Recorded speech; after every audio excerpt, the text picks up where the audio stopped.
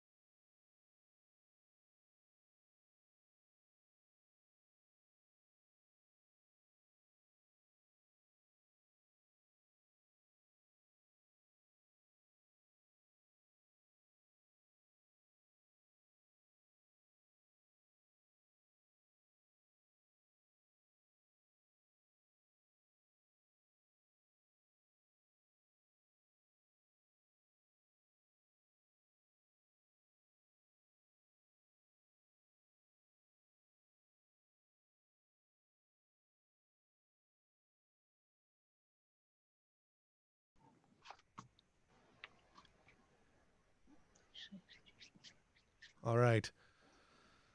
This is the first episode of the USS Europa game. So I want everyone to go around the table and introduce themselves real quick with the character you're playing, and then we'll get into everything right away. We'll start with the captain and work our way down in rank. hello, my name is Brian. My pronouns are he, him. I will be playing Captain Jorad Hage, the Trill male captain of the USS Europa. Okay. Next. All right. Hello. I am Jack, also known as like near levels on various places.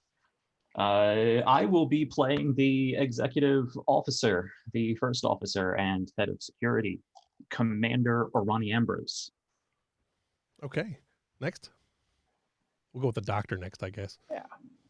I'm Evelyn Corbin. I will be playing the Betazoid female doctor, Dasavi Stiari Onead. Pronounce your own name. Right. Okay, I'm John, he, him, or Casedo, and I am playing the science officer and Dorian female Kasrianeth, or Kas Shabaraneva. All right. I am your host and the game master as I am Jeff Harvey, and I guess I go by Studio Tembo on a lot of things, so you can find me there with the STA Engage and all that stuff. So, all right, with that out of the way, we'll get right to it. We're going to open the scene in San Francisco at Starfleet Command. And of course, my mouse stopped working. Where the captain has been waiting patiently for. This is a really big picture, so hang on. because of course I was totally prepped for all of this. This is Admiral Jaro Aralani. You have been waiting for him outside of his quarters, outside of his office for probably about 15 or 20 minutes. The scene is it's Starfleet Command headquarters down on the planet. There's a lot of hustle and bustle going on in the area. After a few additional minutes of waiting, Admiral Aralani comes out and apologizes for the delay. Captain, I'm very sorry. With all the ships that are getting ready for launch and a wave of new promotions, and now the Bajorain admittance to the Federation we're hitting some bumpy roads. It's been pretty busy around here. Walk with me, Captain, and we can talk on the way. No apologies necessary, Admiral. I understand that Starfleet has a lot of irons in the fire. I'm just here to do my part. Oh, excellent. I know that Commander Maddox has been aboard the Europa for the last several hours, well, days really. I know you've been part of the team building the Europa out, but he wanted to go over some last-minute checks, and I think she's ready. I think we're looking forward to her getting out into space and seeing what she can do. Excellent. I'm very excited to take command. I must say I'm rather thrilled at the idea of running a ship that practically runs itself. Yes, the EVA system is definitely online and performing well. We're excited to see how it works, and you've got the most experience with the ship as far as command experience goes. You guys arrive at the turbo lift. It opens and then step in and close as you're heading up. There's a lot going on, Captain. The Expanse is a chance for Starfleet to really return to the brave exploration that built the Federation. There is so much unknown about the region. The 7th Fleet wants to establish a real presence out there, and the Europa has been assigned to the 7th Fleet to help get things underway. But don't let that fool you. You'll be largely on your own out there, Captain. It's a huge expanse, and the bulk of the 7th Fleet is deployed along the Romulan and Klingon borders. With the Romulans pulling back from our alliance from the Dominion War, and the Klingons facing all the internal struggles with the fall of Chancellor Gowron, there's a lot for you to deal with out there. Hope you're ready. I understand. 7th Fleet will take care of the Romulans and the Klingons. We'll take care of everything else. Yeah. Before we head the Europa out into deep space, we want to make sure that we have a nice showing at Bajor. The Federation has agreed to admit Bajor, but there appears to be some resistance rising on the planet. They haven't chosen a new Kai yet, and their first minister has been increasingly erratic. With Captain Sisko still missing, there's a lot falling apart out there. Our Bajoran liaison, Kira Nerys, has been excommunicated, for lack of better terms. It sounds like things are turning into a mess, and you'll be picking up your XO and a few others of your crew from DS9. He can fill you in more on anything that's going on out there, but do what you can. But honestly, there's a lot of talk that Bajor really isn't ready, and they might not be until their emissary returns. You're not going to have a lot of time out there, so don't overreach. I understand. In my experience, the planets that are least sure about joining end up being the ones that stick around the longest. So I will do whatever I can to help Bajor along the way. Yeah. Well, you'll have 3 days, regardless of how things turn out. We need the Europa headed for the Narendra station. En route for the Expanse, you'll have a chance to complete any shakedown checks and get your footing. I understand. You get to a shuttlecraft, and the shuttle loads up, and you guys begin heading out to the star dock. Does anybody else have anything they want to do on another scene while they are flying to the shuttle? They're shutting to the ship. Something on board ship.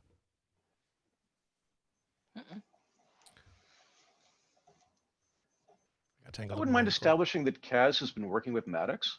Sure. You guys are in, let's say, the computer core area, dealing with Maddox is going over some last-minute checks of the EVA system. He's a nervous, kind of high-strung guy at the moment. A lot of tension on his face. Cass is pretty hyper, even though she's probably been up for a couple days at this point. Commander, I wish we had more time with you. I mean, I'm probably going to be the resident expert on this system, and I am not ready to step into your shoes, I've got to say. The ship is ready.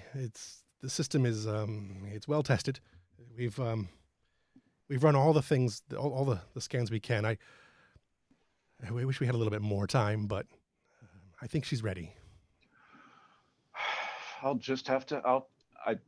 I trust you completely. I agree. I wish we had more time, but if you think she's ready, and I'll just make sure she stays together along the way. You'll have to be careful with the other holographic programs aboard ship.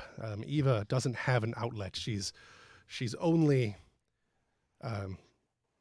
she's resigned only to the computer systems, but there has been some speculation that a future version of this would be better suited as a holographic projection. I may be able to send you some schematics and specs on how to do that later. But you do have some other holographic systems aboard ships, so you'll want to keep an eye on the separation between the two systems. Oh yeah, especially with an EMH aboard, it would be kind of awkward if they started blending into each other. Though I do really like the idea of giving Eva a holographic interface. I think it might be a lot easier for most of the crew to get comfortable working with her as an intelligent system if they could put a face to her. But that would be a great project for underway.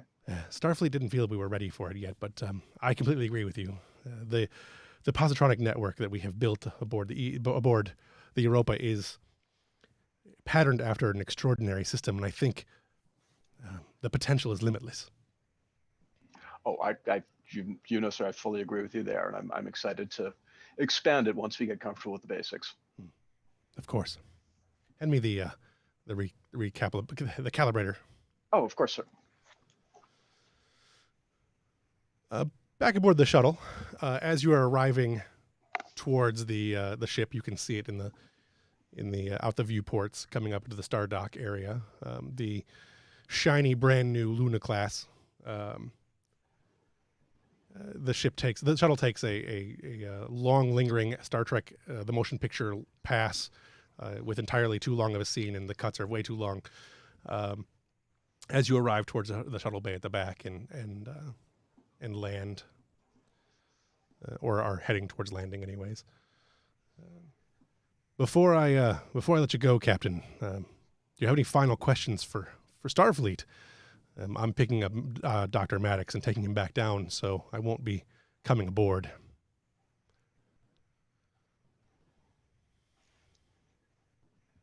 Captain.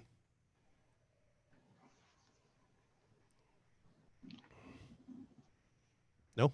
I did have one question regarding the possible. Have measures been taken in case we need to disengage the synapse system? Well, my understanding from Dr. Maddox and the engineering team is that there is a redundant backup system that is more of a traditional core. You should, in theory, be able to disconnect Eva, or the Synapse Eva Mark 1, and operate fully on a standard core. But you would then have no backup core. So you would be considered a catastrophic failure of the Europa, and you would need to return to Starbase. A measure of last resort, of course. Yes. It's going to be an interesting experiment. Hoping your experience with the ship so far will prove beneficial. Here's hoping. As the shuttle arrives in the space dock, there's a lot of hustle and bustle going on the space dock, or on the shuttle bay. There's several shuttles landing and taking off every few minutes. There's a lot. When you arrive, then the door comes down. Kaz and Dr. Maddox are in the shuttle bay on the flight deck waiting for you. So you are there with Dr. Maddox, the Admiral, and Kaz, your, I believe, second officer. Hello, sir. Welcome aboard. Yes, good to see you. I mean, Lieutenant. Oh, just go with Kaz, sir. The Andorian names, we understand. Well, good to see you again. Glad you accepted the position. I wouldn't trade this for anything in the galaxy, sir. The chance to work with this technology and to work with Dr. Maddox, this is a dream come true. Well, go ahead. Maddox kind of nods and reaches out to shake your hand. Captain, take care of my ship. Well, I can make the promise for myself, but we'll just see how the galaxy treats her. I have a feeling that she's strong enough that we won't have many problems. Here's hoping. Maddox boards the ship, the shuttlecraft. Admiral Arline looks at you one last time, Captain. Well, Captain, the Europa is yours. Hopefully you can get us back to where Starfleet's supposed to be. Good luck. Thanks, Admiral. I'm gonna. I'll send you. I'll send you the report as soon as. I'll send you the first report as soon as we reach Deep Space Nine. He just nods and heads back onto the shuttlecraft as the door begins to close behind him. Well, Cass, why don't you tell me? Why don't you tell me how the ship's been treating you so far? Computer systems are ready to go. It'd be nice to have a little more time to test, but Commander Maddox is certain that we're as good as we're going to get without taking her out and seeing her how she works. Stellar cartography is good to go. Astrophysics is good to go. I've got the report on all the departments. We're a little understaffed. As you know, we'll be picking up some more people, but we're certainly ready for the trip out to Deep Space Nine on the science side, sir. Excellent. And you feel you have a good idea about the computer systems, enough that you can manage things from here without Dr. Maddox? Yes, sir. Absolutely. Good. I'm expecting you to ride herd on that computer. Starfleet has a history of letting things get a little ahead of themselves. I didn't want to express anything but the most confidence in front of the Admiral, but I need you to keep in mind that's on you. Absolutely, sir.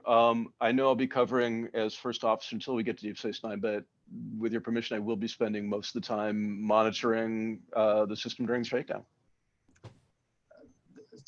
Sounds like a plan to me. I'm going to review the crew dossiers one more time. Make sure that we have. Make sure I have a good idea of what who we're bringing aboard this beauty. Sounds like a plan, sir. Let me know if there's anything that I can do to assist along the way. Otherwise, I'll be in the computer core. All right, let's get at it. Yes, sir. Seems like a good place to wrap up that scene. Yep. Anybody else have anything they want to do right now? Any other med-based scenes or science scenes or engineering? So I think a more upbeat thing we could throw in here. Well, let me ask you first. You mentioned shuttlecraft being sounds like the main way of transporting people. Are people coming up and down using the transporter? Sure. Then I would say we could have a very quick, doesn't even need to be played out all that long, scene in one of the transporter rooms with Ensign Tong, Sure. the Ferengi, male Ferengi transporter officer, transport operator. And he is a very friendly person and very, very outgoing. I would say every time he beams up a group of people, he would step out from behind the transporter and go up and shake everyone's hand. Hello, Ensign Tong, Ensign Tong, very nice to meet you. Hello, hello, Ensign Tong, welcome to the ship. Hello, hello, Ensign Tong. And then likewise, as everybody leaves, he, farewell, thank you for all your work. Remember, Ensign Tong, thank you. I'll see you back on Earth. And we'll just sort of wrap up there as an exasperated group of tech beam off the ship. Yeah. Yeah, one group beams down, the next group beams up, and it starts all over again. Yep. Okay, I like that. Anybody else got anything? Dasavi at this point will be just kind of puttering around the med bay, unpacking crates and making sure everything is up to spec. Sure. Yeah. Bustling about. The sick bay is pretty busy right now. There's a lot of last minute packing of supplies and getting the crew settled in. All the pre-launch physicals that the nurses and whatnot are going through. The counselor team is reporting in. If anybody wants to have their counselors have an interaction here, it would be a good time. The EMH is also milling about trying to get his final diagnostics and telling nurses angrily where to put things, even though he won't be online once the ship is going. But Neat. Delphine will chime in. Can we turn this thing off a little bit sooner than scheduled? Absolutely. Dasavi goes over a panel, shuts it down. The EMH goes to raise a finger to protest, and then drops whatever he was holding when he turned it back off. Okay, yeah, just quickly, Dominguez Vega is setting up his counseling suite, and it is not quite the usual, pastel couches of the Enterprise. It's a game room. And he's got a chessboard out and a Kalto set, a couple other board games and some things that look like they're probably loaded on pads to play with. And sort of creating a really visually engaging space. And probably muttering about the standard Starfleet bland that he's having to make go away as much as possible. All the olive drabs and metal grays. 80s pastels. Yeah. This ship would probably be a little bit newer than that, so it's mostly the movie era grays. And movie era grays. Yeah. Okay. While you're in there, one of the dock working crew members comes in and has got a slight injury. It looks like he's smashed his hand, and the nurses are tending to him fairly quickly. But there's a lot of hustle and bustle going on around the room. If you've got anything else you want to do there, Doc? Not really. That needs to be played out. She would mostly just kind of directing traffic and making sure everything is going as it needs to be. And okay, we'll jump down to engineering real quick. Down in engineering, there's a lot of, again, more hustle and bustle going on down there. I believe Kostra would be down there most likely, but the crew, the dockyard crew, are finishing up all their equipment and everything, packing things away, and you've begun to get the warp engines online, doing the startup routine and that sort of stuff. Again, there's a lot of hustle and bustle going on. Nothing quite as sensitive as a warp core going online to have everyone bouncing around, Can I do a little vignette with Kostra? Sure. Kostra is a surly looking middle-aged man with a bandana on his head. That's typical of troglodytes. And he's talking to the techs, and he's like ushering them out of the engineering room, the ones who aren't supposed to be here for the ship. And he's like, go on, get off the ship. Don't let the shuttle bay door hit your ass on the way out. Okay. One of the ensigns comes up and gives you a report, tells you that the engines will be online in about 15 to 20 minutes. I think we can cut that down to 10, don't you? Yes, sir. Yes. Damn right. Sure. And they dart off back down the hallway, moving slightly faster than they normally would. I do actually. That's all I wanted to do. Yeah. I want to see if I have something real quick. I do have. Here we go. For those of you who don't know what it looks like, this is what our main engineering will be. I do not know who to give credit for this image. So whoever I got this image from, thank you. So anyone else have anything they want to do, or should we jump to the bridge? No. Or I suppose we could No. jump to DS9. Let's go to the bridge. On the bridge, you are, again, a lot of the hustle and bustle, although it is much calmer than it was in engineering. Here is, for those of you who want to see it, our main bridge, as chosen by your captain. So if you don't like it, blame him. On the bridge, there are a number of just ancillary officers who are prepping things, and a lot of talking about the traffic around Starbase. The comms officer is the common flight operations officers are doing their thing, making sure that everyone is where they need to be, and talking as they need to. Was Lucius board ship? I think he was. Right? I would think he would be, yeah. Yeah, so he'd probably be on the bridge right now, as the captain would be coming on board with Koss. Although that's Captain on the bridge. Oh, none of that. We've got work to do. We're not jumping up and like trained Korath hounds. Yes, sir. Ensign Falks? Falx, sir. Yes. I remember you. I remember your file. Very interesting. You don't see many Magna Romans in Starfleet. No, there aren't a lot of us. There have been a few, but it's a big galaxy. I want to see all of it. Well, I think the Europa will be happy to oblige. Looking forward to it, sir. Well, is the warp core ready? Are the impulse engines ready to take us from the station? Engineering is reporting 10 more minutes, sir. Oh, I think they can get that down to 5. Why don't you go ahead and message them and see what they can do? Yes, sir. And he'll call them up, and Kostra, Captain wants 5 minutes. Kostra curses loudly through the speakerphone, but not quite loud enough for the captain to hear. But he'll make it happen.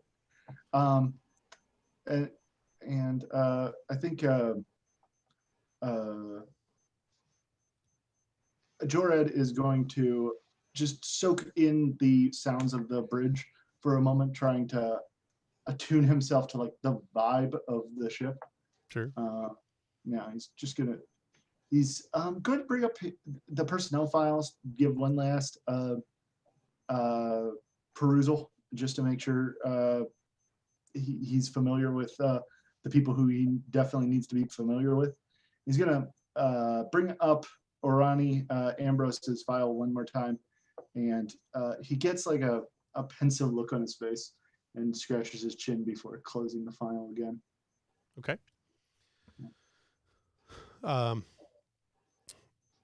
Several minutes pass, and you get a report back to the bridge that the engines are online, and it's only took about 6.5-7 minutes, so you got almost your time that you wanted. But impulse and warp engines are now online. You can take her out.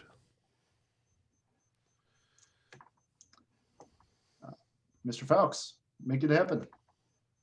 Yes, sir. All right. Head thrusters. I am going to run the credit roll real quick, so stand by. All right.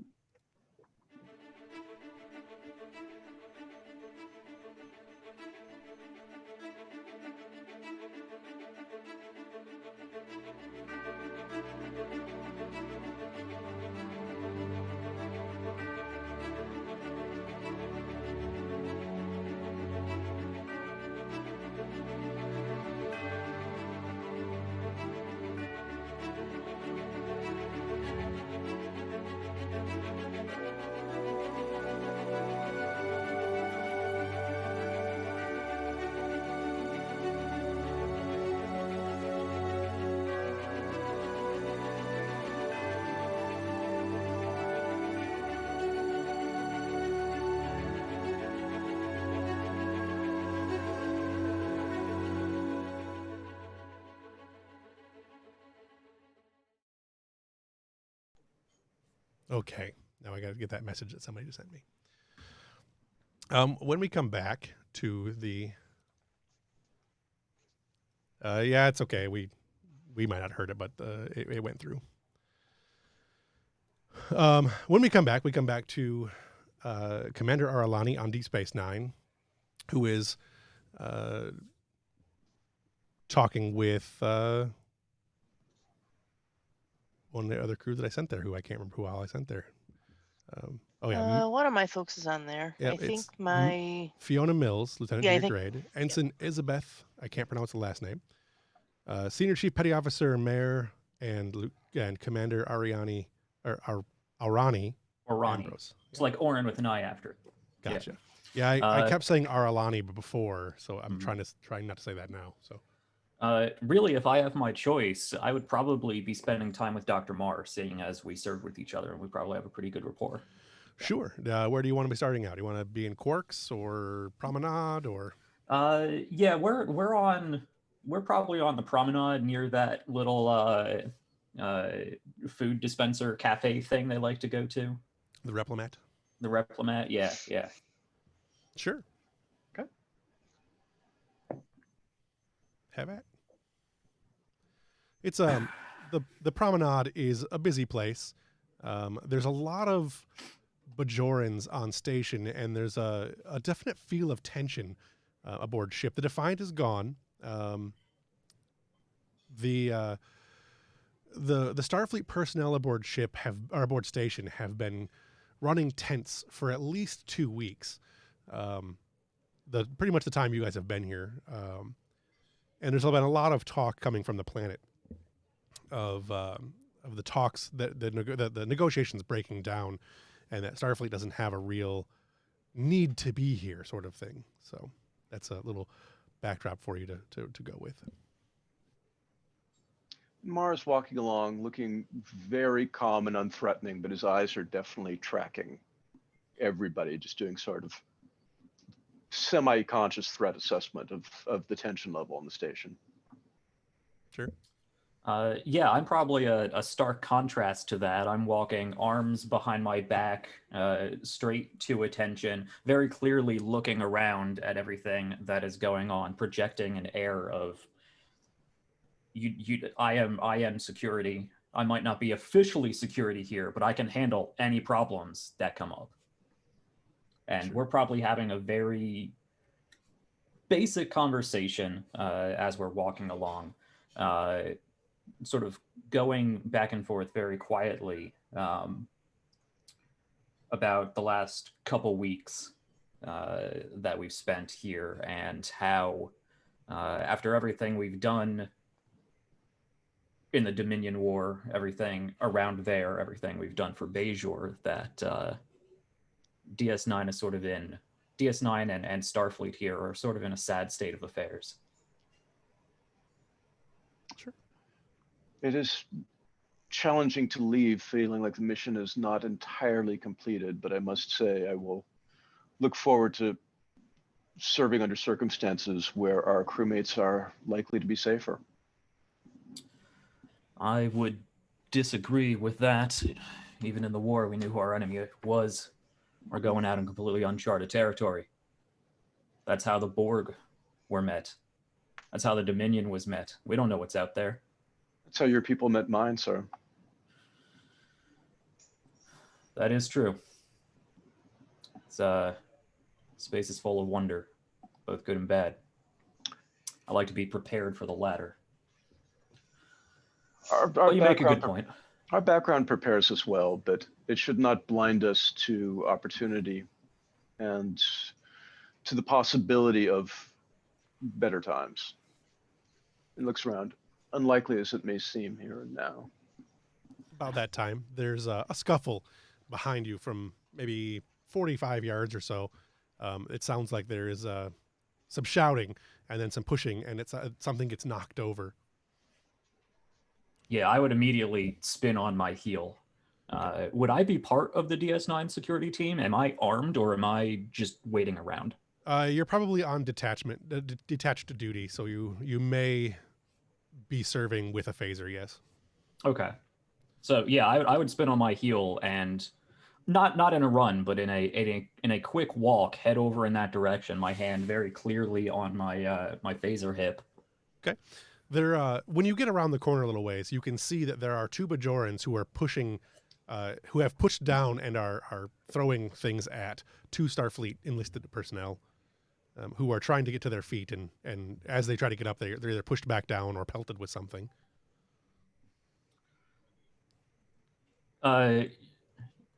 Yeah, assuming I'm not, assuming they don't turn immediately to meet me, I'm just gonna walk up behind them, grab both of them by the back of their collar, and just pull them backwards, pull them off, throw them off. Break it up here with what is going on. One of the And enlisted. Mar will be standing like one pace behind you, not on the side opposite your phaser hand, and we'll just take them from you and start pushing them aside. You guys, calm down, officers. What's going on here? Commander, just a misunderstanding, a mild disagreement. These Bajorans, they had some things to say, and there was some exception taken. It was our fault, Commander. I look back at the Bajorans. They have a distinctive look of loathing on their faces, but they don't seem to say much. They kind of shy their eyes away from everyone. The two officers, or the two enlisted personnel, are covered in food and detritus, whereas the Bajorans are pretty pristine. I'll turn back to the Starfleet people and sort of pat one of them on the shoulder. Commend you for your diplomacy. Get yourself cleaned up. Yeah. You, I hope this situation is resolved. Apparently, no offense was taken. I hope we don't have any continued problems. So long as Bajor is free, there'll be no problems. Good day, Commander. And they storm off. The two enlisted personnel kind of watch them go and look at you and look at each other and then begin heading towards somewhere that has a sonic shower. I turn back to Dr. Marr. I didn't get a synthetic lung shoved in my chest for this. It is difficult. It is much more difficult to end wars than to begin them, as you know, sir. This may likely take some time.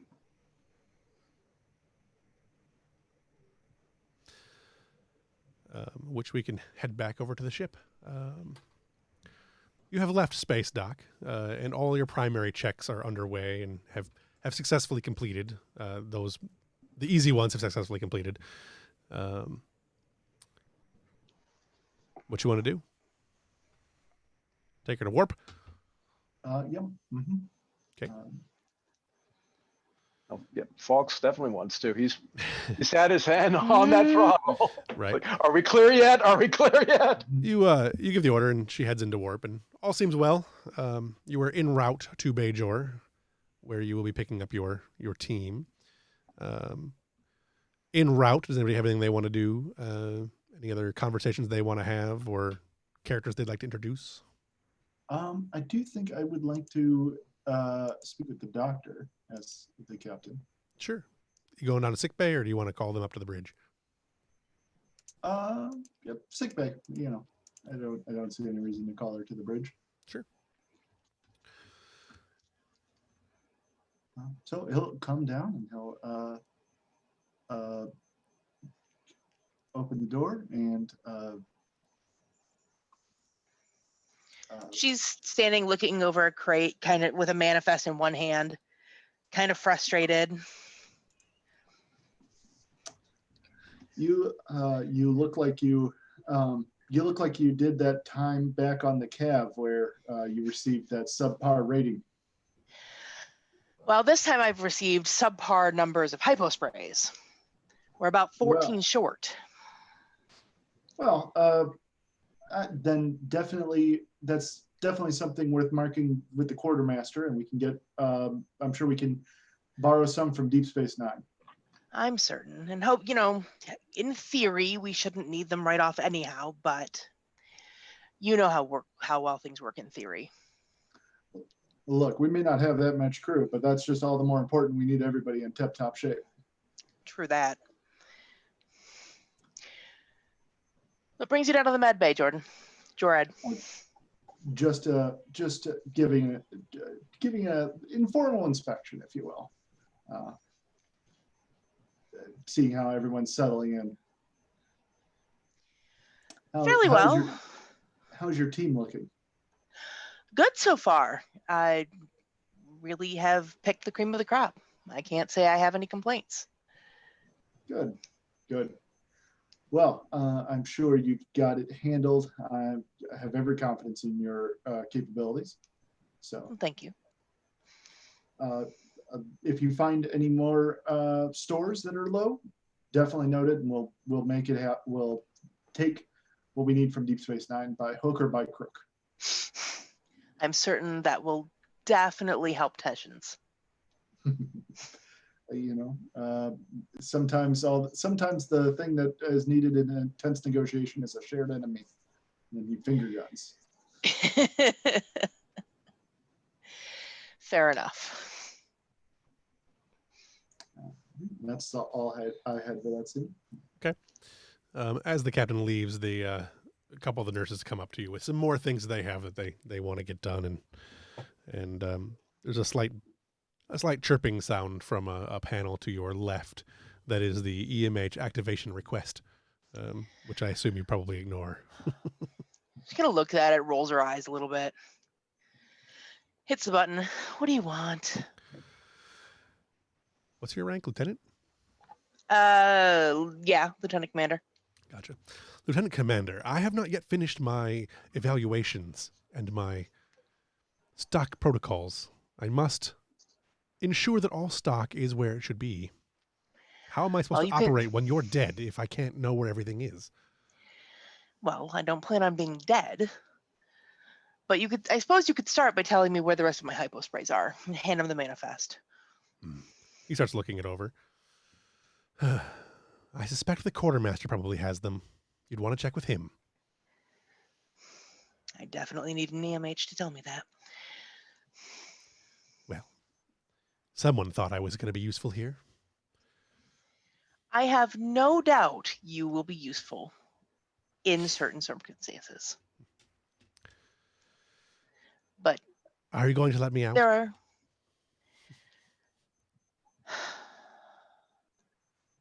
I don't suppose you'll leave me alone if I don't.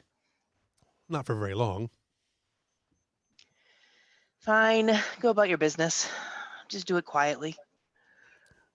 Doctor materializes, nods his head, and then goes off to do whatever he has to do to complete his pre-flight checks. That are now post-flight checks. Anyone else got anything they want to do? Board ship? I'll send one of the lower ranking med staff down to the quartermaster to ask after our missing supplies. Sure. That could be Duffy. Sure. Yeah, that works. Let's do that.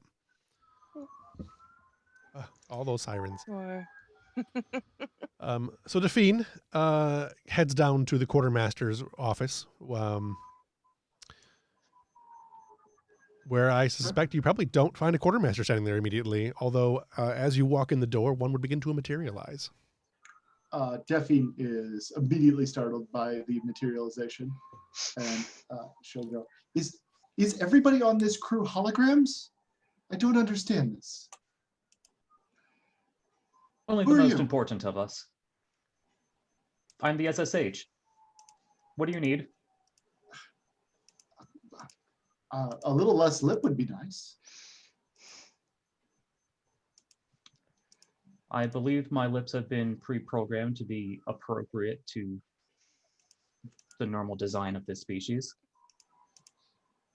I suppose that's true for humans, I guess. What can I do for you, nurse? Well, we're looking for some missing hydro sprays. Do you know where we can find them?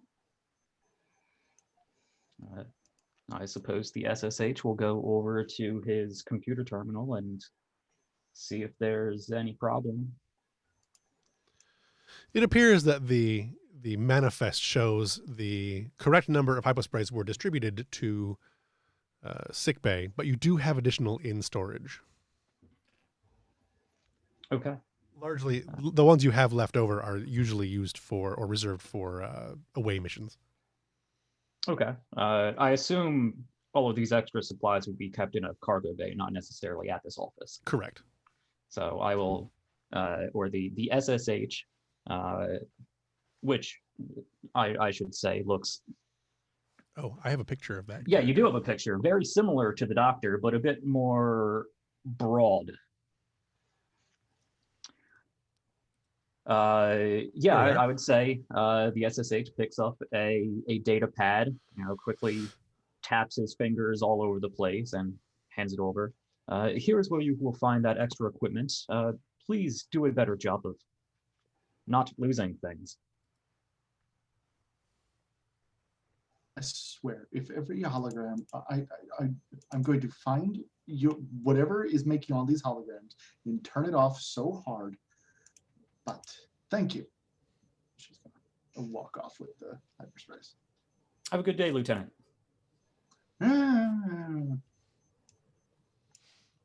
Non-committal. Okay. There has been a request for a biological break, so I think we will take one right there if anyone has any objections. Nope. All right. Give us, 5 minutes sound good? That's fine. Fine for me. 5 till.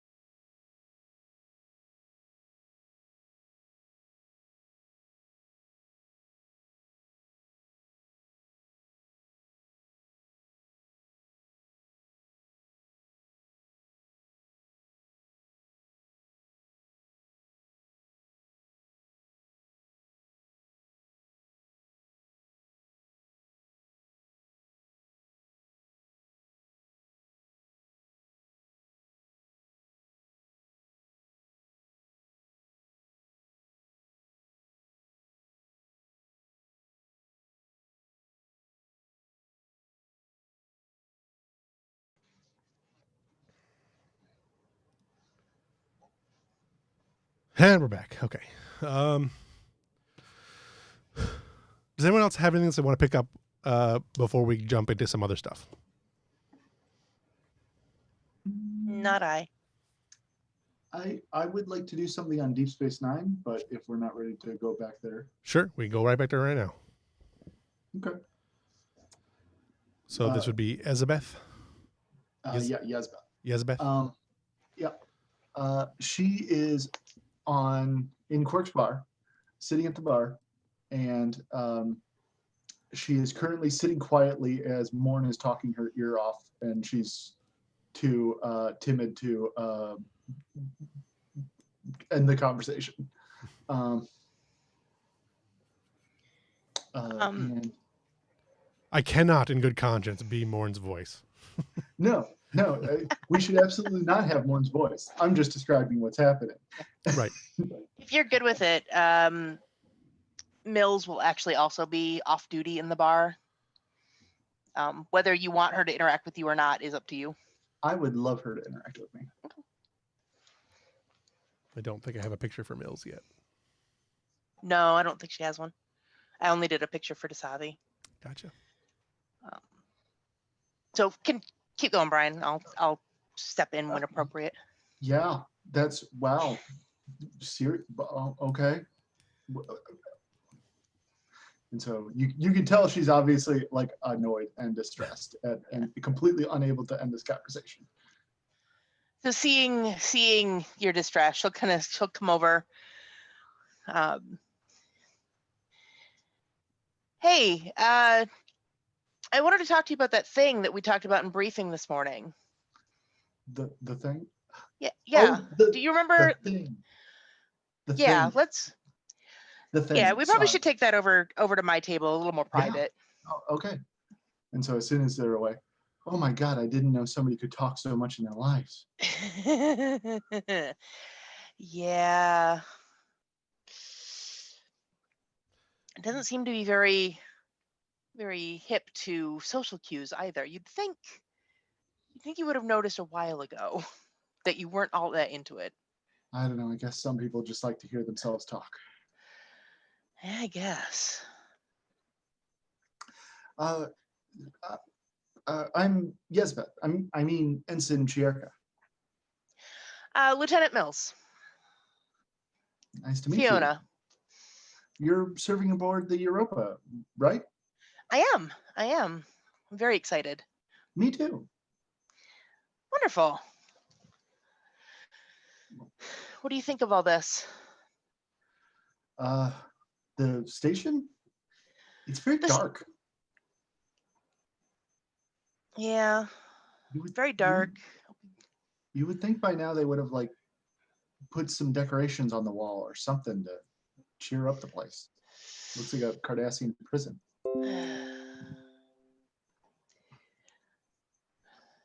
Yeah, Starfleet's a little slow to making any changes, regardless of the importance of the change, I suppose. I'm certain in 20 more years they'll finally get the requisition crust approved and get some extra lights, maybe a few Christmas trees. Oh, what? Christmas trees. I'm from Trill. I don't know what is that a human thing? Yes, it's an older thing. They celebrate this the birth of one of the saviors of their major religions every year in December by cutting down a pine tree and decorating it with shiny baubles. That seems like a very silly tradition. Yeah, I mean, I know I'm supposed to be Starfleet and open to new ideas, but I don't know. That just seems weird. It's fun. It is a bit odd, but they used to get together and sing songs and open presents. Oh, well, we do that kind of stuff on Trill. You should have opened with that rather than the tree. That. One of the Ferengi bartenders comes over and looks at the two of you. Have anything to drink? Yeah. Do you have any Trill drinks? I would absolutely love a Cerebus Smasher. Cerebus Smasher. Okay. How about you, human? Human. Um, bring me something unique. Something you. Ah. He grumbles a little bit and heads off to the bar. Wow. I like to make him work for the Latinum. You're the one who I think he's going to be working.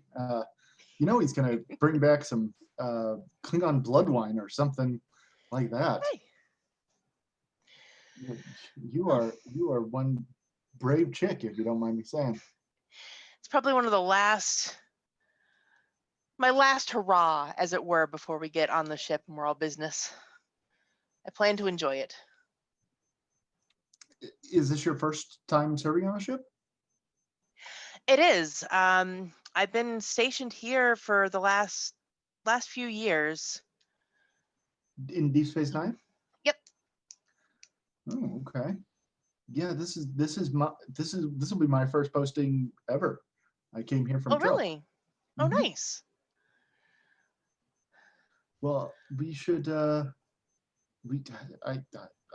Thank you again for getting me away from that talker.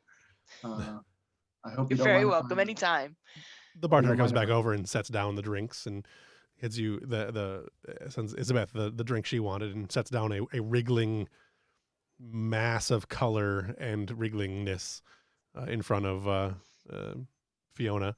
There you go. A Sluggo sunset. Have fun. And then one walks off. Smiles and nods at him. Isabeth gives an awkward kind of grimace. That seems like a good place to wriggling things. Yep. Wriggling things. Right. Anybody else have anything they want to do real quick? Okay. Commander Ambrose, you are on DS9 still, obviously. You were called to the new head of security, or the new acting Federation chief of security, to the security office to speak with them. Okay. It's a tall man, sort of Eddington's haircut, slender, well built, slender frame, but well toned. He is a lieutenant commander, Starfleet. Commander Ambrose, I hear there was some kind of incident on the promenade earlier, and you were a witness to it. Can you tell me what happened? Just another one of the scuffles we've been having. Yeah. These Bajorans are getting a little out of hand. It's an awful lot of fighting on their behalf to be treated like this now. I would agree. He sits down behind. We are here for. Okay. We are here for their benefit. That's true. He sits down behind his desk and throws a couple of pads around on the desk and finally hands one over to you. And like, what do you know about Shakar Idan? Only what's been on the net recently. Heading around Federation, getting the lay of the land, apparently making a stink out of it. Yeah. His goodwill to her has turned into something of a not particularly great will. If what I understand correctly, he was previously rather amiable to this whole situation. He was. I wonder what flipped. I don't know. But we may have an opportunity to find out. Well, I'm sure I don't have to be the only one to say I am curious and quite alarmed by drastic personality changes. Agreed. Well, Shakar, First Minister Shakar, that is coming aboard station in a few hours. The Second Minister will also be here. I take it we're using the same security procedures we've had in place for the last year. Of course, of course. Don't need another shifter on our hands. Right. My security team is investigating a few leads that we have, but you're not part of my security team, and while you are a vetted commander of Starfleet, you may have some latitude that my team won't have. I'd like you and anyone you can accommodate, anyone you can get a hold of, to look into if you can find any information about Shakar's behavior. Obviously, within the bounds of Starfleet protocol.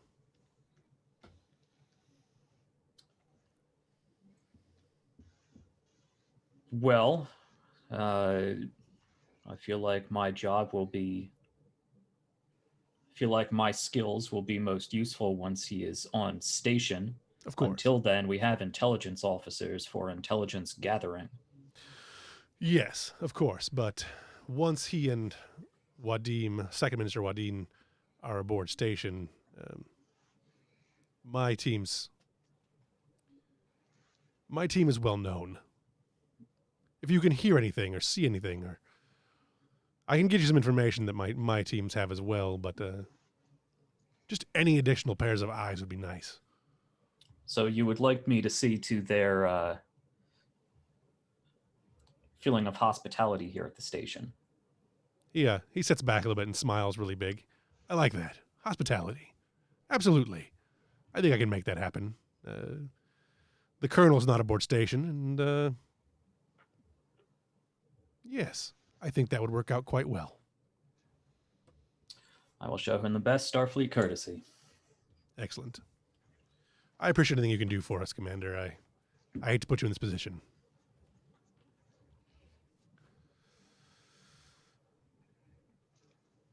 He just kind of nods and goes back to reading his data pads. All right. Yeah, I'll exit there. And let's see. I don't think we've really established that Ambrose has too many connections with any of the other, for instance, Mills. I don't know if we've established if he knows Lieutenant Mills, a security officer, or Koba, but he does know Jisa. Right. You would probably know of them if you don't know them particularly. You would probably know Mills because either when you got aboard or when she got aboard, whichever happened second, she would have sought you as soon as she knew you were on DS9. She would have sought you out and very enthusiastically introduced herself. Okay. Yes, but would not have. But she's with her. So. Yeah. And you probably know Mar has a way of getting into places too, because he's so honest. Yeah. No, my first instinct would be to tap my badge and call Dr. Mar. Dr. Mar. Yes, this is Commander Ambrose. I know we just finished our previous conversation, but it seems we have an unofficial diplomatic assignment that I could use your help with. Absolutely, sir. Where shall I meet you? Well, we never did get those Raktaginos. I will head back to the Replomat. Very well, sir. I'm on my way. So I just misgendered my own character. They use they, them. Mm-hmm. That's right. It takes a little getting used to. Yeah, I'll endeavor to remember that. On the form that we have, do we have any of that information? I think yes. Brian added something to that, didn't you? I put N as the gender marker for non-binary. Yeah. Okay. If there's something you think is more accurate, feel It free. is. Yeah, it is on the spreadsheet. Okay, cool. Yep, I do see it. Okay, good. Okay, moving on. You guys end up at the Replomat. Mar is already there when Ambrose arrives. Well, Mar, seems we get to play a bit of an ambassadorial role for a change. With the Bajoran delegation? Yes, Shakar and the Second Minister, they'll be arriving shortly. We're to make sure that they feel welcomed and see if we can address any of their needs. Would I be correct in assuming the Starfleet has an additional agenda? From what I understand, Starfleet simply wants to make sure that we're all on the same page. That we can come to an understanding and that neither of us are misrepresenting ourselves. Are there psychological or physiological concerns about the delegation? Well, just like I was telling the security chief here, I am always concerned about drastic personality shifts. This guy was all for Starfleet a year ago or so. He leaves Bajor for a couple months and comes back radically different. We've seen that before. Indeed we have, sir. Might I suggest precautionary inoculations against a sudden outbreak of Rogelian bird fever? Might be a means to run a cursory examination, at least, of the team. I did hear actually a recent Rigelian transport had a case. I think that would certainly be prudent. The first and second minister's health is our utmost priority. Of course, sir. I will see to that in the interest of prudence and good relations. I trust your excellent bedside manner will put any of his concerns at ease. I'm going to just give a slight bow. Okay. Anyone else have any scenes they want to run off real quick? Back on the ship or with the other characters? Not a lot. Not a lot of life aboard ship right now. The Europa is at warp. It's humming along nicely. All of the final checks and diagnostics are being completed. Lots of information coming into you on the bridge, Captain, but it's all really mundane. Sensors are online and working at 98% efficiency. Warp engines are online and working at 97% efficiency. We're working on it. Security teams are in place, all that kind of stuff. You are a little ways out from DS9 still, probably an appropriate amount of time away from DS9. Do you have anything you want the ship to do before it arrives?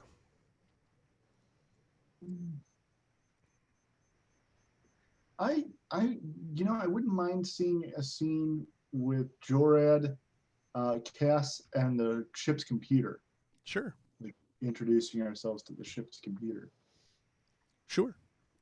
You can either do it on the bridge or you can head down to the computer lab or anywhere else you want to go. Computer lab seems good. I want to get. Jorad's trying to get the measure of the computer. Sure. So, when we're down there, he'll say, Lieutenant Sherbinella, if you could please bring up the Eva's matrix. Absolutely, sir. This is the library access, which is probably the best place to do it right now. Sure, perfect. When it comes up, there is a sigil, or a little marker, which I don't have one yet. I'm still working on that.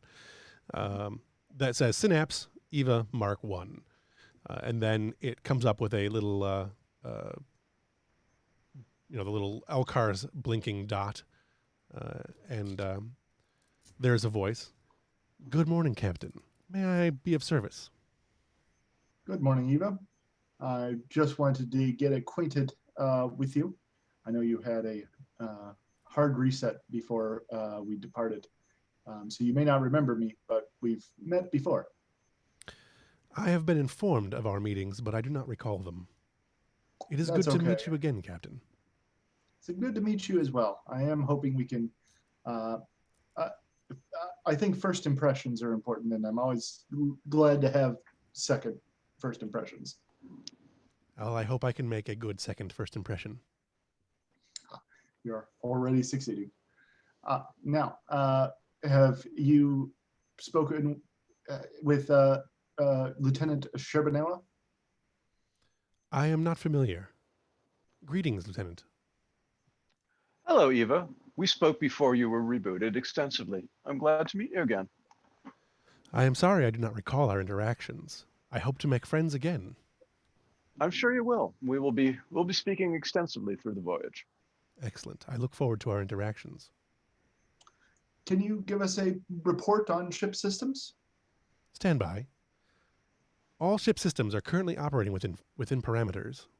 There is a slight variance in the left nacelles warp matrix. However, I believe that engineering is already working on it.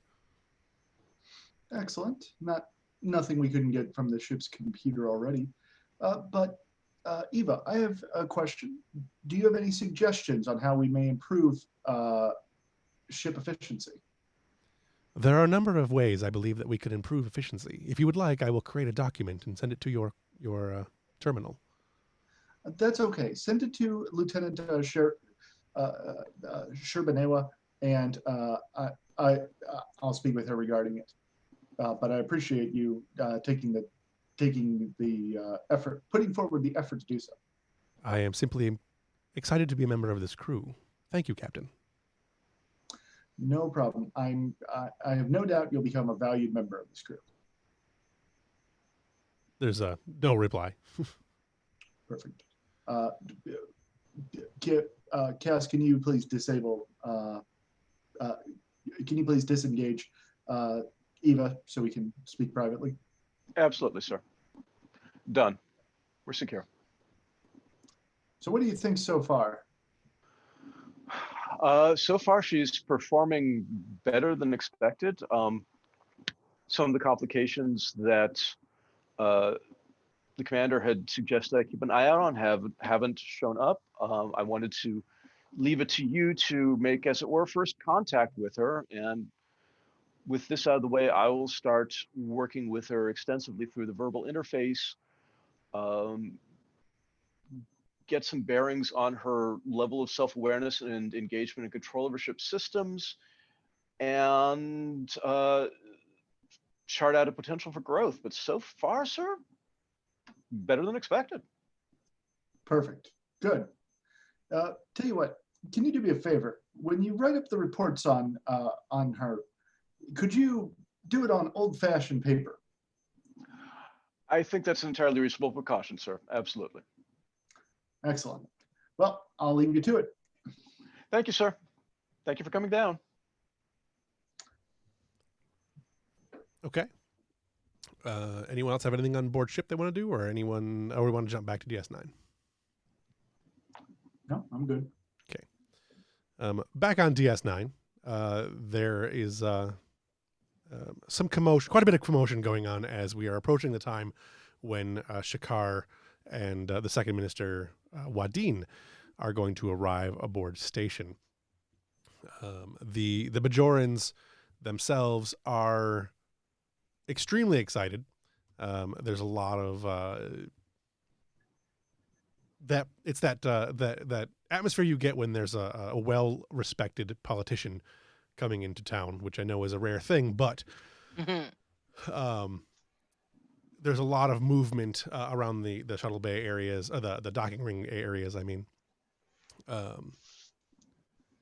Is anyone going to meet Shakar and or Wadeen when they arrive, or are you going to just kind of wait for that to pass and encounter them a little later? I think Mar would try to intercept the delegation right off, like be sort of in the background of whoever from the station is handling the meeting, and then just kind of slide forward and express their medical concerns. Sure. And Ambrose would be greeting them at the airlock, full dress uniform, as is standard for arriving diplomats. Okay. The I'm trying to think of something. When the shuttle, the big round door rolls away, and it is Shakar and Wadeen are standing there. Shakar has the big smile on his face that you would normally have expected from anyone who had known Shakar, which I doubt any of you really know. Shakar Idan, for those of you who do not know, is this gentleman here, and Asaram Wadeen. We will use this lady here, whose name I cannot remember, but I believe she's from the Expanse. So, anyway, the first officer and some of the obviously not senior staff of DS9, as the senior staff is apparently not aboard, are here meeting with Shakar and Wadeen as they arrive. The delegate from the Promenade Association is also there, which is Quark, and then Ambrose. You are there as an unofficial capacity that is officially now a capacity. They all do the greetings and things like that, and Shakar nods to everyone, and they begin walking. If you have anything you want to, they do their official greetings, and it's all very pleasant and official. And Wadeen. Shakar looks to Wadeen and tells Wadeen that I'm not feeling particularly well. I'm going to head to my quarters if you don't mind taking over. Remember what we discussed. And Wadeen just has an exasperated look on her face and quickly stamps it back down before nodding. And Shakar and his small delegation head one direction towards the habitat ring, while Wadeen and the rest of the delegation begins heading towards probably wherever. So Mar will try to intercept him, if at all possible. Which one? Good. Shakar. Okay. Not Wadeen, the one that wasn't feeling well? No, I thought get that backwards. Shakar is the one not feeling well. So Okay, I got that backwards. Cool. And so they would just kind of slide around in front of him and raise a hand very non-threateningly and say, sir, I'm Dr. Mar. We have some concerns about an outbreak of Rigelian bird flu on the station. I understand you had mentioned you were not feeling well. Protocol suggests we run a few scans just to ensure your health and then inoculate you against the fever. If you'll please come with me. He just kind of raises his hand in like a stop gesture. I just got aboard station. There's very little chance I've caught your bird flu. I just want to go to my quarters and sleep. Is that all right? You can, sir, you do have the authority to override medical protocols, but in the interest of station safety and your own safety, sir, which is of paramount concern, I do suggest just a moment for a quick scan and inoculation. Give me a command and presence roll. If you want to roll dice, since you don't have a character for this one yet, you can just pick up the d20s down at the bottom. Okay. And if you click and hold it with your left click holds it. Yeah. And then right click will create a second die. Right click will create a second die. See, I'm holding two right there. There we go. And then you can just throw them onto the tablet there. There we go. The 10 and 11, but the 10 disappeared. Okay. Appears to have not actually done what I wanted it to do. All right. 10 and 11, we'll go with that for now. Okay. The 11 will disappear too. But so does on your secondary sheet, which I assume you have. Yes. Please stand by. I'm pulling up medical. Mar. So that was a command and presence roll. Or I would also take command in medicine since you're trying to do a bedside manner sort of deal. Let's see. Mars presence is 7 and medicine is 4. They do have focuses in. They do have a focus in composure. Right. Sorry. So that would have been. Yeah, you're right. So presence and medicine with composure. Sure. Okay. Yeah, I'll take that. Why not? So does that succeed? I assume. Yes. All right. 2 successes. 2 successes. All right. So that will generate 1 momentum. Get you some of that going right here. Shikar just kind of shakes his head and like closes his eyes a little bit and, fine, Doctor. Lead the way. Well, I mean, I know where it is, but let's go. I assume you're going to sickbay? Yeah. Okay. Dr. Bashir is not aboard, as he is with the Defiant, wherever it is. Yep. But the medical staff in there, Doctor, can we do something for you? Just seeing to the First Minister's health, a quick scan and inoculation. Nothing you need to be concerned about. Of course. He kind of waves to the sick bay and then heads off to do something that is far more interesting than whatever you're doing. Okay. And Mar would like to run a somewhat deeper scan than they are letting on. All right. So that'll be reason or control. I think control probably, if you want to go to nice deep scan, I think control is probably the better way to go. And medicine. Okay. You have one momentum. There is a way to do this with secondary characters and use the sheets, all the automated sheets. I couldn't tell you for the life of me right now how to do it.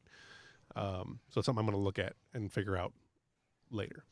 But again, you can just grab the 2 dice or however many dice you need and throw them. Okay. It's an 8 and an 18. So 1 success. 1 success. Okay.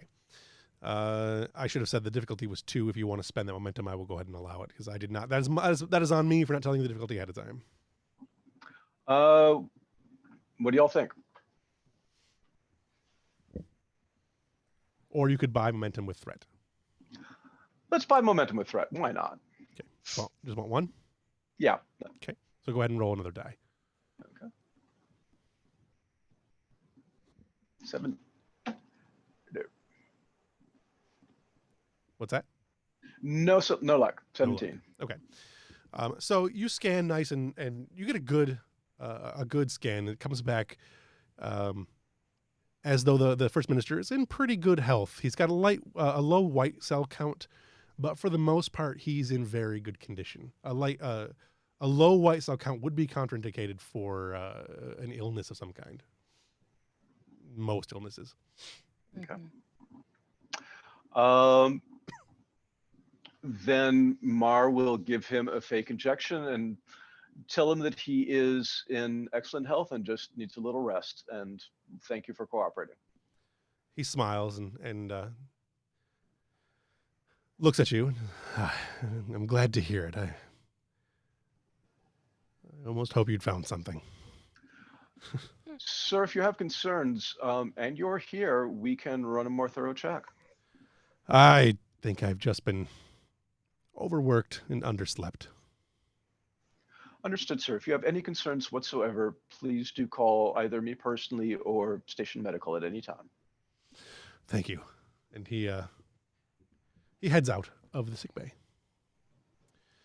Ambrose, what were you doing? Since Mar took behind Edan, were you going to follow, introduce yourself to Wadeen? Yes. 2 questions, Sure. actually.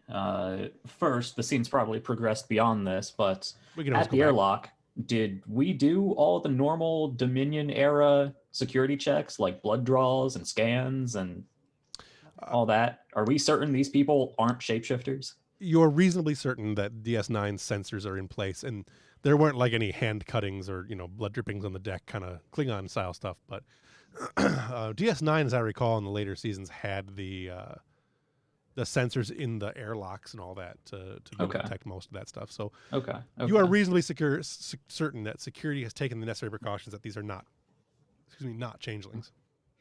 And Wadeen is, of course, Bajoran, right? Correct. Yeah, I just didn't do the makeup. So You do have her listed as Second Minister Asarim Wadeen, so should we not be calling her Asarim? Oh, you're correct. Minister Yep, Asarim. you're right. That is Okay. that is also on me. Okay, and remind me again who is part of this delegation. Is there an official Starfleet person here, or am I that person? There is the first officer of the station is there, but they have essentially just done their greetings and have gone on their way. So you are the only Starfleet delegate left. Something about The first officer before they left had mumbled something about the chief of security for the station had left this gentleman in charge, pointing to you. So, Okay, yeah, I would use that opportunity to walk up very formally, one arm behind my back, the other extended in a very diplomatic fashion. Second Minister Asaram, it's an honor to have you and Shakar back on DS9. I take it your trip was comfortable. She kind of gives a forced fake smile and reaches out to you, shake your hand. Commander, our trip was uneventful, but thank you. It's Sometimes uneventful is a blessing. Yes. Yes, and Bajor could use all the blessings it could get. Shall we walk? As we start doing it. As we start doing a Aaron Sorkin down the hallway. Well, I simply wanted to extend the fullest Starfleet hospitality to you and Shakar while you are here. He's in excellent hands with Dr. Marr. I've served with them for quite a while now. Fantastic physician. Now that you're here, could I show you to your quarters? Would you like to stop by the promenade? How can I help make this a comfortable transition? I haven't been aboard DS9 in a long time. I wouldn't mind making a trip by the promenade to see the wormhole. I assume a ship will be going by sometime soon. The Celestial Palace, if I am not mistaken. It is truly a sight to behold. It's not often to hear one of your kind call it that. I try to be as open as I can. Well, it's appreciated, Commander. There's been some... Well, obviously, with the recent history, tensions are still high on all sides. I think it's important for us all to remember that we are friends here. Well, Bajor is going through a strange transition, with the emissary gone and the orb of memory found, and Colonel Kira's release of the prophecies of Ola. I don't know how to pronounce that either. Anyway. I didn't write that. That's from one of the books, actually. Ohalo's prophecies reaching the Comnet. There's been a great deal of strife. The Vedic Assembly. I don't mean to bore you, Commander. I'm sorry. While I am forced to claim ignorance on most of this, I am open to being educated. Well, suffice it to say, Commander, there is a great deal of turmoil on Bajor, and the political atmosphere is fluid.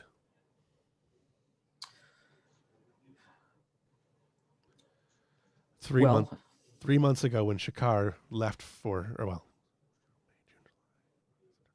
months ago when Shakar left for his tour of the Federation, there was no doubt in anyone's mind that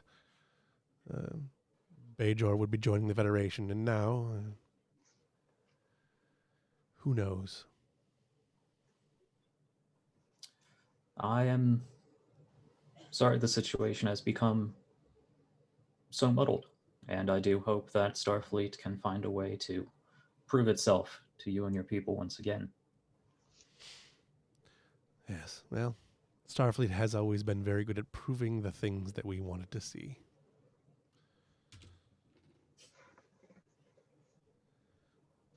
What is your position aboard the station here, Commander? Currently, I am simply on detachment, awaiting my next assignment. I am not here under any official capacity. It, however, is important to me as somebody who has stood by Bajor, who has had a personal stake in the previous conflict. It's important to me. When you say personal stake, she raises a little bit of an eyebrow, and Her face sort of softens a little bit. It is important to you. What do you mean by personal investment?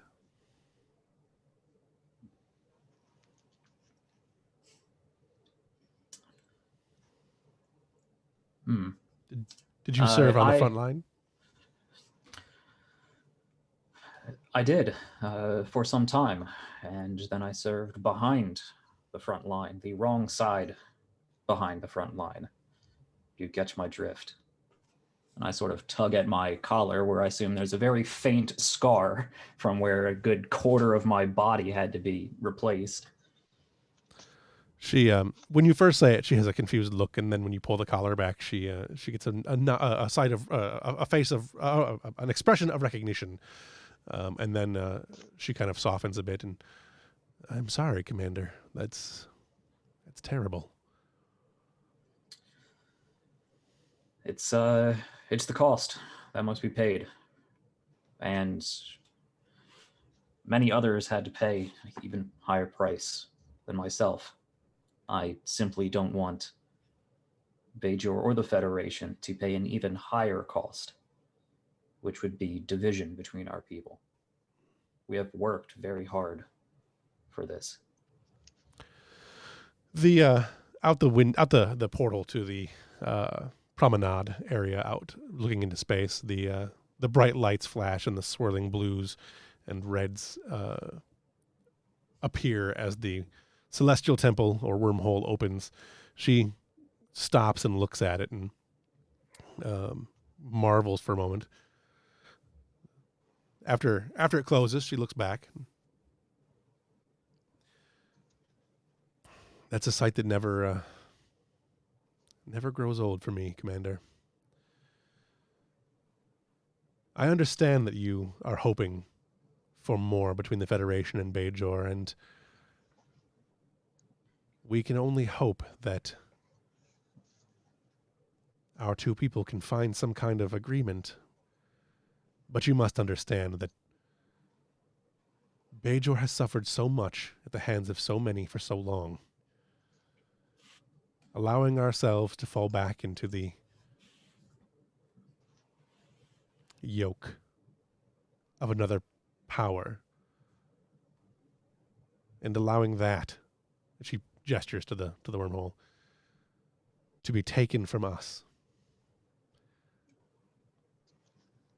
It's a lot to ask. Well, there are admittedly better people than I for that discussion. But few of those who I will be discussing with have given up as much as you have. It has been a long time since I've been a diplomat. I suppose the subtlety has been drummed out of me. Then be unsubtle. Tell me your thoughts. Do you think that the Federation is the right choice for Bajor at this time?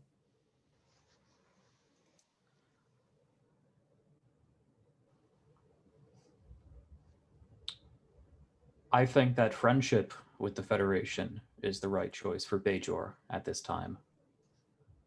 Whether that means becoming a member of the Federation of Planets, that's a whole other much more involved discussion. But at the very least, we must not allow ourselves to become fractured. I fear, and I hope I am not too bold here, that your people have suffered much in the past centuries. You have grown accustomed to oppression and subversion, falsities. I just hope that you are not now jumping at shadows cast by the torch of peace. She smiles and looks down at her hands for a second and then looks back up. We're very similar people, Commander. And you honor me. She gestures to keep walking on. that's a good place to, I think, to end that scene, unless you have more you want to do there. No, that's fine. I think eventually, once we do the loop, I would also maybe not insist, but strongly recommend that she too visit sickbay and Dr. Moore for the same Rigelian bird flu that has been going around. Okay, we'll jump back to that scene shortly. Let's cut away to what is let's check in on Isabeth. Isabeth? Sorry. Wisebeth? Isbeth? Yesbeth? Isbeth. Yesbeth? And Fiona, and see if either of those guys are doing anything on DS9. You guys have anything you want to do on DS9 while you're still... You have seen a lot of the activity that's been going on with Shakar arriving and the two Starfleet officers. The Dr. Mar Vulcan, correct? Yep. Yes, Vulcan. And Commander Ambrose involving themselves with the delegation, which is not necessarily totally unusual, but the two of you probably know who they are, or at least who the commander is. It might strike up a little bit of curiosity in either of you. Senior Chief Petty Officer Mar. Sorry, he is not an officer.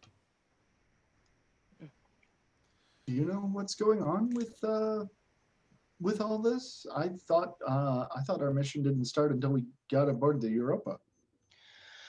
Yeah, me too. I know there's a lot at stake with Shakar. Perhaps the station security simply asked for a little extra assistance to make sure that nothing happened to him while he was aboard. I suppose. There's been a lot of scuffles. I've been very careful to avoid those.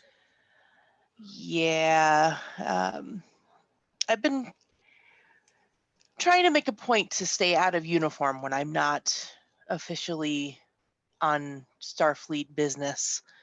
It seems to go better for me that way. That's smart. I'm gonna have to start doing that. At least, hopefully, the Europa will get here soon, and I don't know. We can get to work and get out of whatever this is. On the one hand, it'll be nice to have a more relaxing environment. I do enjoy a challenge, but this has been a lot of stress for a lot of time. Oh, I'm sorry. That's rough. Well, I mean, it comes with the territory. Tensions are high. No one really knows what's going on. It seems more and more the Bajorans just don't want us here, and I don't know. Well, I wish my they could boss- see that really we would be a huge benefit for them. I suppose so. I don't know. My philosophy on this kind of thing is step back and let things pass. You know. Sure. I mean, there's really nothing that you or I could do about it. Ain't that the truth?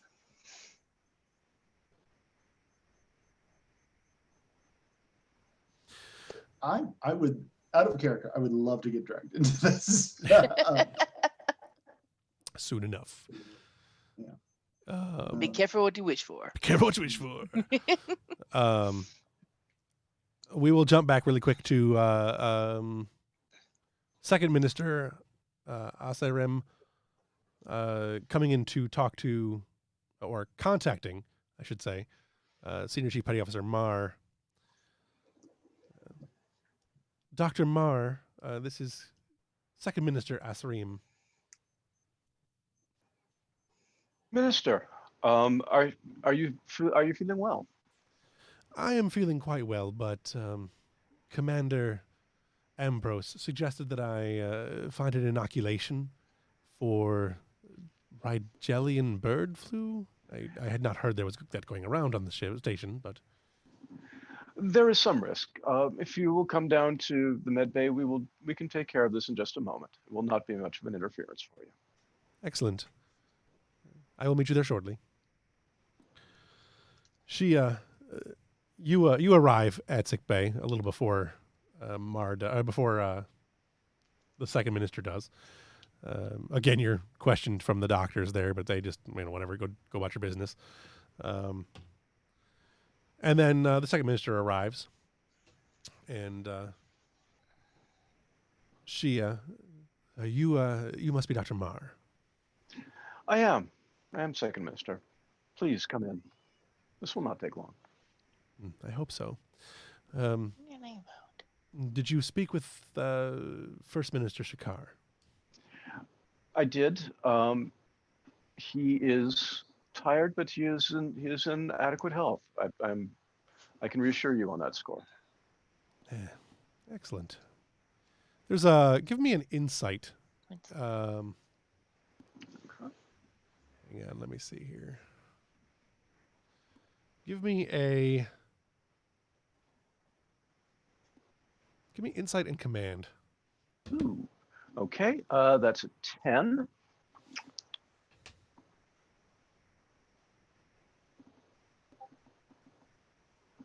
$11 and a 15. So 2 fails. Yep. Okay.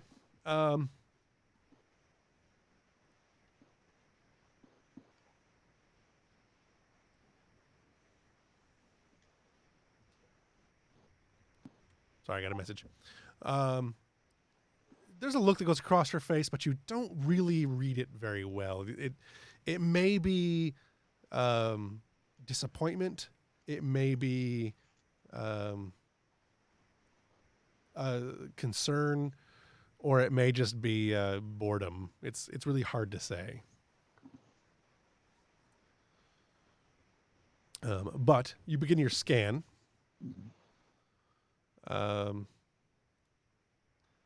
Let's see. Give me another. Let's go with control and medicine, and then we can use. You can use. I don't think anything else applies. I don't think composure really apply to this. So. Okay, that's a 14. While the scan's going or after it, I've got a great idea to enter the scene. If that's okay with you, John. Absolutely. Did you want to jump in sick bay, or did you want to jump in somewhere else? Yeah, in sick bay. Okay, sure. 1 success, 3 and an 18. Okay. As you are going through your findings, you can jump in, Brian. I've heard there's a case of bird flu. Is there a vaccine? Indeed, there is, Ensign, and it is precautionary at this point. Please come in. I will be with you in a moment. Okay. She'll go and hop onto the bed and sit on it, waiting for her turn. And Mar is thrilled to have some backup for their story here, so that's great. Okay, yeah, I don't need those. Your scan comes back, and she, let's see, you had 1 success, correct? Yeah. She appears to be in fairly good health. Some high cholesterol, and she could probably eat better. But there's no signs of abnormality. She definitely comes back as a Bajoran. There's no additional white count off or any of that kind of stuff. So everything appears to be pretty fine with her, and it actually appears to match the records that are in the system. Okay. Minister, I can report that you are in very good health. I will administer an inoculation merely as a precautionary measure, but you are doing quite well. If I may be so bold, I will send some dietary tips along to your pad, but generally you are in quite good health, particularly for someone of your position. And we'll administer the fake hypospray.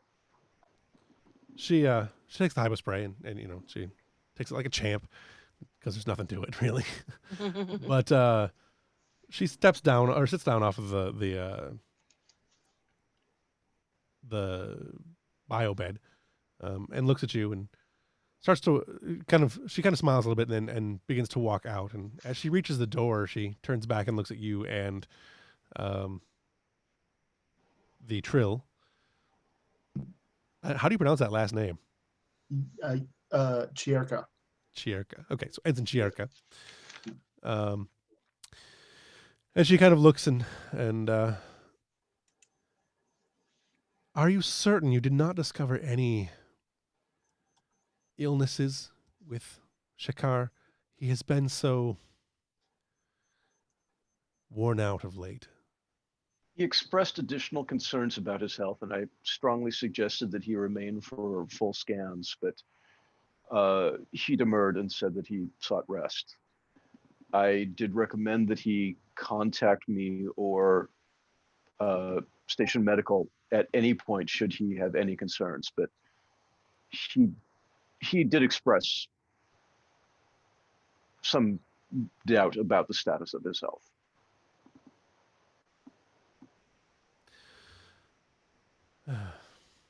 Well, thank you, Doctor. It's always good to keep up on the First Minister's health. He doesn't tell me much. It has been my experience that commanders rarely do. Should you notice anything of concern, please contact me. It will be discreet, and I will do what I can. I have worked with persons who are determined to put up a good front in the past. She kind of smiles out of the left side of her face in a little bit. I see. Well, thank you, Doctor. If I see anything, I will let you know. I will tell Commander Ambrose that you were quite thorough. And they'll just bow slightly and turn back to the nervous ensign. Yeah. And with that, the second minister leaves. Could I interject something sort of in the middle? Sure.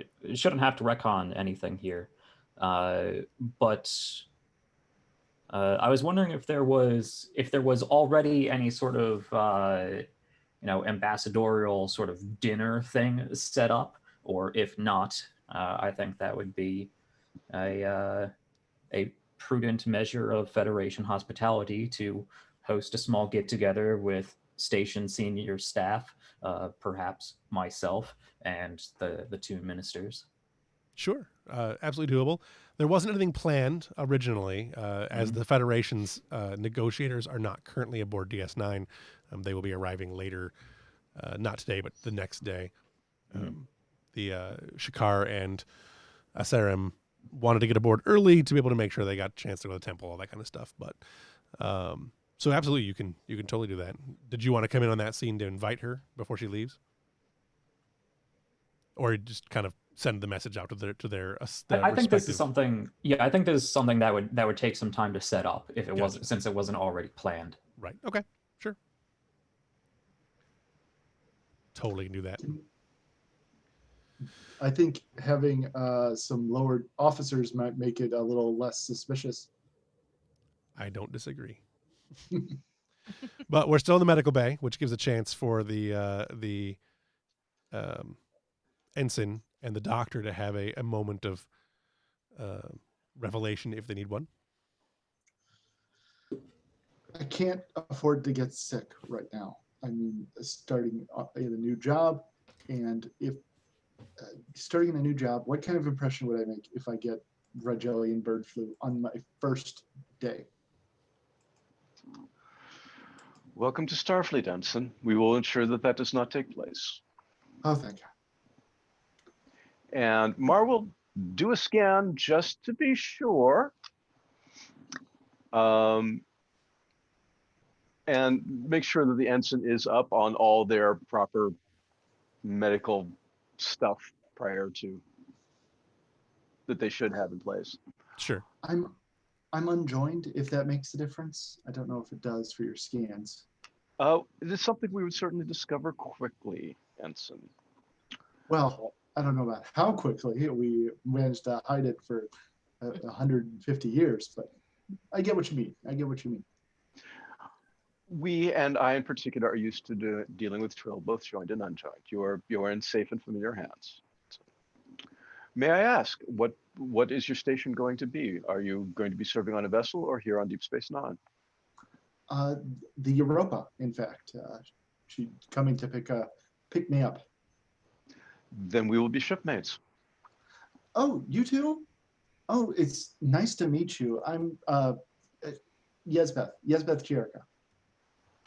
I am Mar. Nice to meet you. So I heard some other people were getting picked up. It's nice to meet you. Have you been on the ship yet? Is it big? I was really hoping I wouldn't get transferred to one of those big Galaxy classes because those seem like they'd be hard to get around. Ensign, I believe it is standard to review one's briefing packet before going aboard. I would suggest that you do that. Look, I read all about the sensors, but they don't say anything about the hallways, is the thing. Do you prefer to avoid confined spaces? I prefer to avoid long walks. I see. Then you will rest assured, and you may be doing quite a bit of rest. It is a smaller vessel. Oh, that's good. Have you looked at the specs of those new Luna classes? They've got some excellent sensors. I'm very excited to getting in there and messing around with them. The technology across the ship seems quite intriguing. Yeah. Is this your first? I take it from how you've been talking. It sounds like this isn't your first rodeo. No, I served through much of the Dominion War along with our future first officer, Commander Ambrose. Oh, wait. The first officer is here. He is. I Not in the medical bay, as you may have gathered. No, I got that. I didn't know he was on the station. I probably should have said something. Should I have gone and said hi? You have not reported aboard yet, Ensign. There is no need to do so. Okay, good, because I want to make a good first impression, and I don't want to look like I'm avoiding him. It is a large station, and Commander Ambrose is rather busy at the moment. There will be no issue with you not greeting him prior to boarding the ship. Okay, phew. Oh, sorry if I'm a mess. I've never been off world before. This is my first time off Trill. You have certainly been exposed to an interesting environment here on Deep Space Nine. It will likely be calmer aboard the Europa. That's a relief. At which point Well, nice. At which point in the hallway you can hear what sounds like a huge ruckus. There is a lot of commotion coming from the corridor in the promenade area. Oh no. I think Yesbeth, against her better judgment, is going to go check it out. Mars already out the door, and they were about to turn and say, "Just stay here, Ensign." But if she's coming, she's coming. She's coming. She outranks you anyway. When you get out into the corridor, there is a large gathering of individuals, mostly Bajorain. They're protesting. They're clearly protesting as they're chanting that they want Starfleet gone. It's in Bajoran, so it doesn't rhyme real well because I didn't write it down. Somebody Mar will calm Ambrose immediately. Okay. Go ahead. So Ambrose is on comm then. Commander, Dr. Mar, there is a protest on the promenade. It seems peaceful, but it is rather loud. It may be worth attending to. I was actually coming to see you to discuss our business. I'll be right there. And I will make my way there. Or Yesbeth is going to go up to one of the protesters and say, "Hey, what's all this? Why do you want the Federation gone?" The protester like grabs you by the shoulders and kind of like firmly shakes you a little bit. Oh, geez, come on. And Mara's right there in their face. Right. This is the Avatar of Peace, Valhalla, and then kind of pushes her back, but Mar catches Isabeth quickly. Avatar of Peace, my spots. The behind the give me a anybody on the promenade, which includes Ambrose if you want to get there, and if Fiona is in the immediate area, that would also be okay.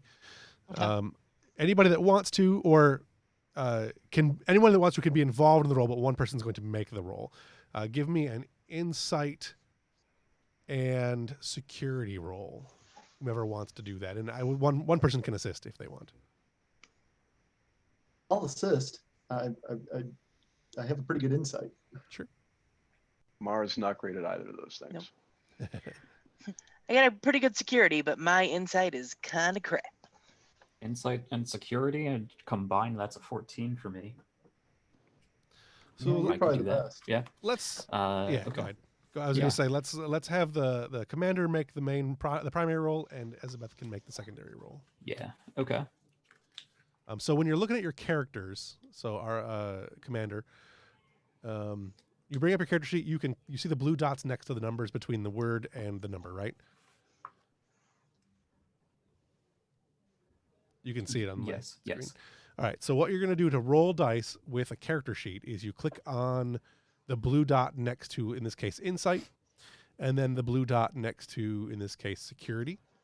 And in the row above that, you'll see where it shows TR, which is currently 9, now 14.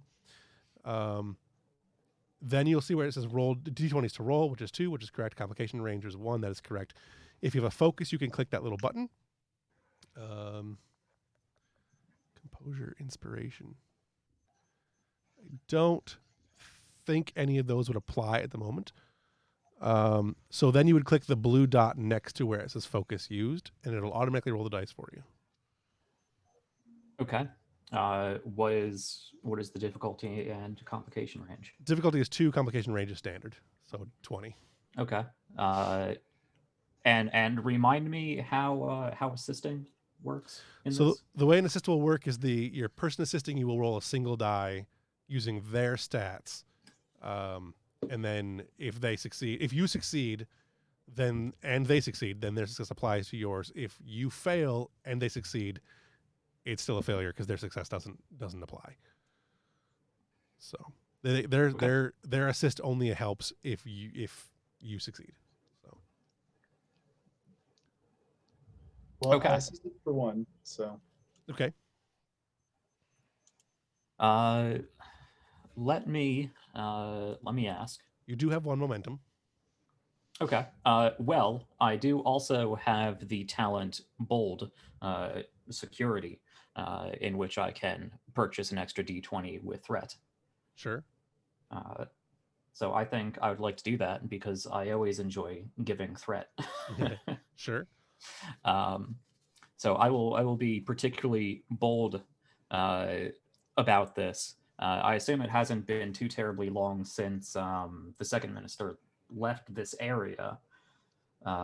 So I would sort of be rushing down to this area, see all of this, and basically just start pushing my way through the crowd, kind of getting a lay of the land. So I'll give you that threat, and I will roll 3d20. Okay.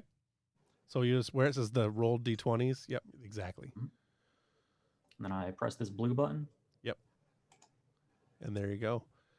So you have a skill of 14, a focus of 1, and a success of 2, which is plenty. You will you will gain a momentum for that, or you can use it on this action if you want.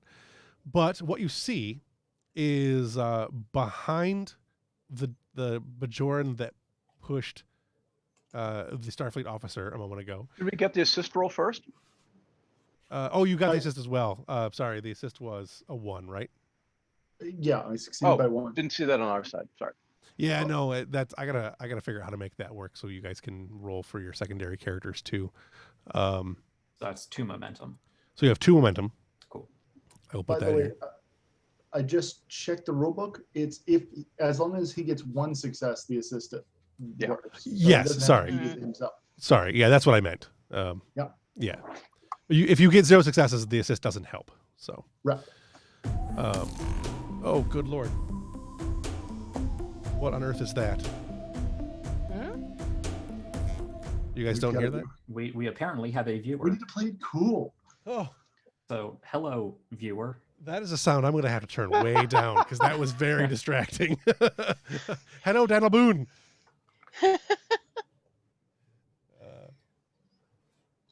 I gotcha. All right. Yeah, you were the only one to hear that because Oh yeah, it was Yeah, I heard nothing. very distracting. I'm gonna have to turn that way down. It scared the crap out of me. All right, so you have that is 3 successes. So you have 2 momentum. What you see is behind the Bajoran that pushed the ensign that's down below you. I'm assuming you're on the catwalk area. The Bajoran behind them is pulling out a phaser for certain. Hard to say where it's going to be aimed at, but they are definitely pulling out a phaser.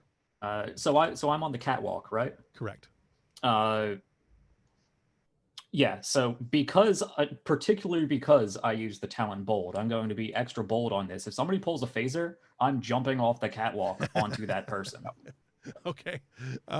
Especially seeing that somebody pushed a Starfleet ensign, I am like full on warping my way over the railing of that yeah. Parkour. All right. So that I don't know what would normally be, but we're gonna say that's daring and security. All right. It's what I do.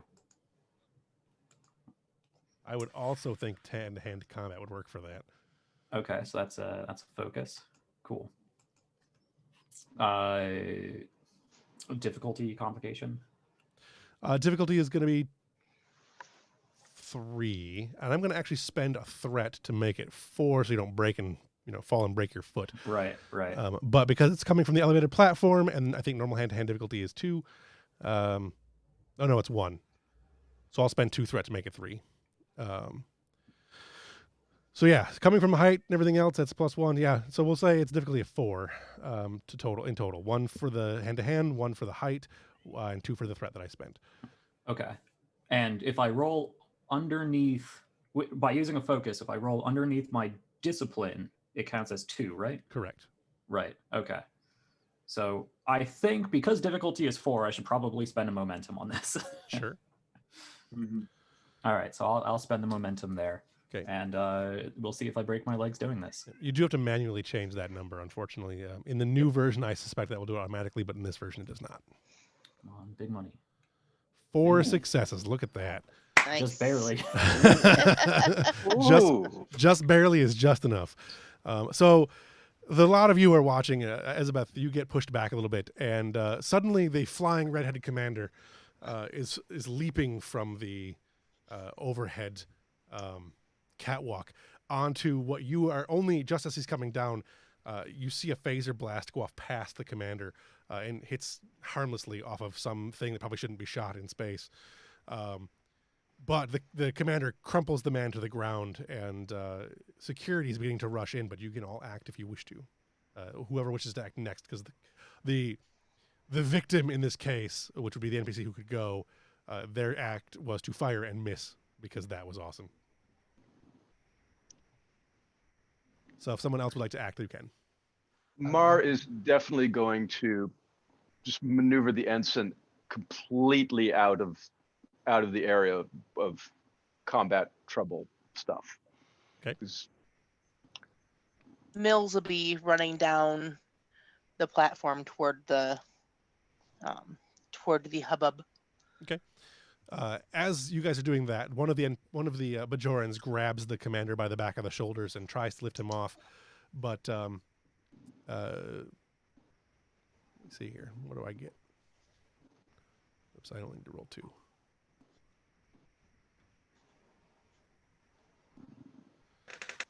14 and a 6. Grabs the commander, Ambrose, by his shoulders and goes to pull him off. But Ambrose shrugs his shoulder and pushes him off, and the guy is tackled by one of the other station security officers who are now intervening. Ambrose, you can act again if you wish. Okay. So painting the mental picture, we're near the center of this whole commotion, right? Yeah. There's a whole bunch of angry protesters around. There are a bunch of angry protesters. You're kind of on one of the edges of it, but it's doesn't take long to get surrounded by them. Security for station security is getting involved. They're breaking things up fairly quickly. Even Bajorain security is getting involved. But there is still a lot of commotion happening at the moment, and more than one phaser has been discharged in the passing moment. Okay, there's more than one phaser. Can I realize just in quick glance, are these normal Bajoran phasers or are they Starfleet phasers? They're Bajoran phasers. Okay. And a couple of Cardassian phasers, but mostly Bajoran phasers. Okay. Because apparently you can tell by the sound and the color, were they set on stun? Not all of them were, but most were. Okay. Yeah. So this is my area. So my top priority is getting this phaser off of this guy and shooting whoever is not using stun settings. Okay. So because this is a slightly different version of the rules than we would normally use, I want to make sure we go over this. We're going to do a grappling contest. Okay. So the way it basically works is in order to grapple, hold, tackle, or otherwise restrain a foe, or in this case disarm them, you will roll fitness and security, and you must get more successes than your opponent, so this becomes a contested action. I am going to roll 2 dice. Does my hand-to-hand focus come in again? It does. So your difficulty to beat is going to be 1, which is not great for them.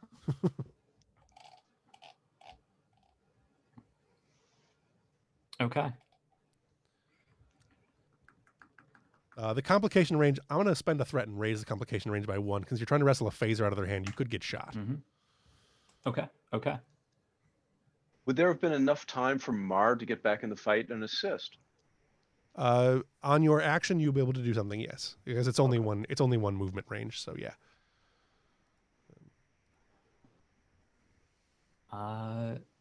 Okay. Yeah, I'm just gonna roll and see how this goes. Sure. 2 successes. So you succeed by 1. You can choose to damage the opponent. In this case, you probably weren't going to damage them. You were trying to take the phaser. Mm-hmm. You hold them in place or grapple the combatant. If the grapple combatant wins, they would escape. They did not. So you managed to wrest the phaser from their hands, and with that extra momentum, you can do. I don't think I gave you guys the sheet that I normally use, and I don't have it up for me either. But I will make sure to get that to you. But I have a sheet that has it's a combat sheet that has ways of talking about like what additional things you can do. I'm getting so many messages now. Oh, that was okay. But if you want to spend that additional momentum, there are things you can do with that, or you can just save it. I have a cheat sheet handy so I could read them off if you go over the rules. Yeah, if you'd like to go over them real quick, yeah, that's fine. Additional damage, disarm, keep the initiative, but we're not in initiative. Reroll, avoid an injury, or do a second task at +1 difficulty. So disarm was one of those. So we'll just use it for that, I guess, because that would apply. All right. Okay. I got my sheet open now, so now I can look next time it's necessary. Okay. So if I'm using the momentum to disarm, what was the standard effect of that roll? You would have held them. You've basically kept them pinned to the ground as well. Okay, so I have them pinned there. I have them dealt with, and Correct. I took his weapon. Okay. Correct. Would you call this the first round of any combat? I would have counted you jumping off the thing as the first round of combat. Do you have the? I do love quick to action. Okay. but I just didn't know where we were initiative-wise. Right. But if we're past it, we're past it. That's fine too. I have no problem with us using it because we sped through the first round in mostly narrative, so that requires no spend of momentum in order to maintain momentum, in order to maintain initiative. Correct? Yeah, correct. It's just simply during the first round of any combat, you and your allies may ignore the normal cost to retain the initiative. Right. I will go ahead and allow it this time. This is a one-time thing, but go ahead and do it. So if anyone else would like to go, the maintaining initiative means that anyone on your team can go before the enemy does. So if Mar would like to go now, or if... Yeah. Does Mar see anybody else within range with a weapon? Yes. There is another Bajoran who is leveling a phaser at one of the Starfleet security individuals who is wrestling with another Bajoran. Okay. Mar's definitely going to melee attack. Okay. So, melee attacks. Again, this is a slightly different version of the rules. The hand-to-hand combat, the attacker would roll... hang on. I want to make sure that it's... Because that didn't change. So I want to make sure that I'm doing the right roll there. Daring security opposed? Daring security opposed, correct. Okay. And saying that, I just dropped their daring security. It is 12. Okay. All right. And they have a focus in small group tactics and have worked with the commander before. Sure. I'd take that. Okay. And your difficulty is going to be 1 because they only rolled a 1. Okay. And their difficulty be technically higher because they're not facing. So 16 and a 1. So you have, I assume the 16 does not succeed, 16 does not succeed. but the 1 is counted as 2. Yeah. So you have beaten them. You have succeeded. You have meleeed with them, and you have gained an additional momentum to do so. What would you like to do? You can, first of all, you can roll damage if you like, which is harder to do in this version. But... So that's 5d6. Right. If you drop the dice on the where the all the text chat stuff is going on, it should roll them and show them. Ah, okay. Yes, just like that. There we go. Awesome. So a 1 is worth 1, a 5 is worth 1, a 2 is worth 2, so you're at 4, 5, 6, 7. Holy crap. And that's 2 effects. So you could knock them down because that's the only thing I think that hand-to-hand does. Yeah. But it doesn't much matter because 7 is going to pretty much knock them unconscious. Yeah. Mar's used to dealing with Cardassians. Mar does not fuck around. The sheet that Evelyn just posted in the Europa chat on Discord, that is the sheet that I use. Okay.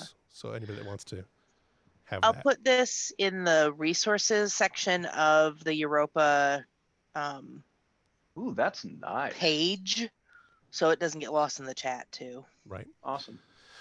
I mean, that's a good one. All right, so you have knocked the poor combatant to the ground. You've knocked them unconscious because you've done 7 damage, and they don't have any way to stop that. You do still have 1 momentum in case you want to do something else with it. Not much I think you can do with 1, so you might want to save it. Yeah, just save it. Okay. That is 2 turns. Now it is one of their turns. The one who is wrestling with the commander is going to try to shove you off and possibly wrest the phaser back away from you. Probably not going to succeed in that, but they're going to try. And I'm actually going to spend 1 threat to see if they can spend an extra die. So what you're going to do is you're going to roll fitness and security. Your hand-to-hand does apply, and the complication range is the same. So... Okay.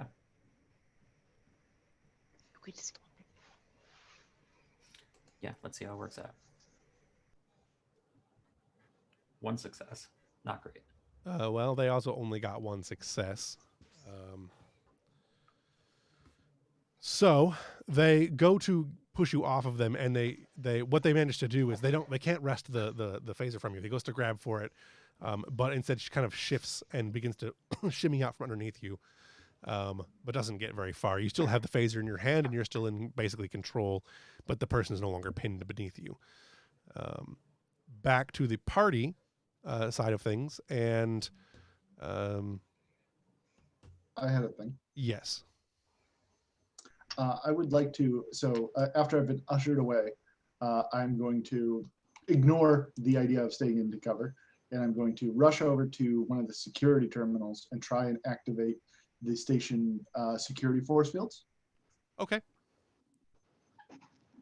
You're trying to, I assume, trying to keep more people from getting involved in this, or you thinking it's try to keep the crowds, break the crowd apart, Right. So that way it's not one big mass of people. right? Yeah. So, control plus engineering. Yeah, I'll take that. Okay.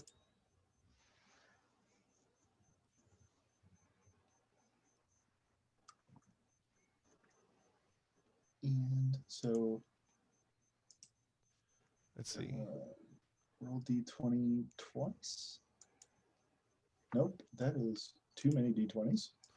Hold on.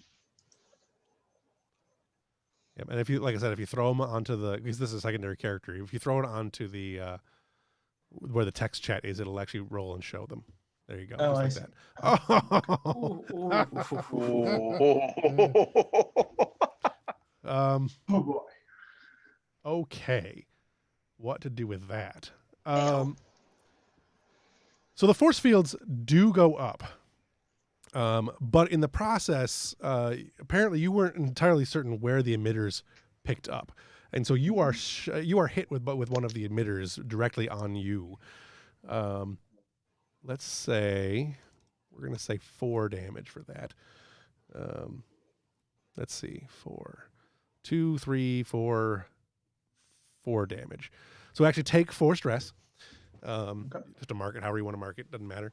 But you're still conscious. You are badly burned. I'm going to add a complication to yourself of your hands being burned, and so you can't anything you want to do with them going forward. Anything you want to do that's requires fine manual dexterity is going to be a difficulty higher. Mechanically speaking, why am I taking a complication? Because I didn't take an injury. That's true. I was using one to do the damage, and the other because you rolled 2 20s there. To introduce the complication. To Okay. introduce the complication. All right. Yep. Makes sense now. So that is 2. Yeah, that's my 2. The complication and the complication from taking the damage of the complication from bringing up the security field. The other complication is the additional thing. Fairly easy to solve, and you can use I think momentum overcomes those. I have to remember how those will be overcome, but yes. It's whatever ways is normal to overcome a complication in a scene. It's a scene complication for you. I need medical help, I believe, but that's fine. Yeah. Yeah, I'll have to read how that works again. Experimenting, trying it out. I'll double check it while you're doing your thing. Yeah, that's fine. All right, so with that, we go back to the NPCs, which they're not going to target the players in this turn. They're going to just kind of fight amongst the security staff and whatnot, which would give Mills a chance to act if she wants to. Okay. So I will engage, having seen that there are phasers in play. If there's one with a phaser nearest to me, I would try to engage that one and get the phaser away or get them incapacitated. Okay. You're gonna wrestle one down. So that is gonna be that's a grapple essentially, right? That's what you wanted to do, was grapple them essentially. Yeah. Fitness and security contested essentially. Okay.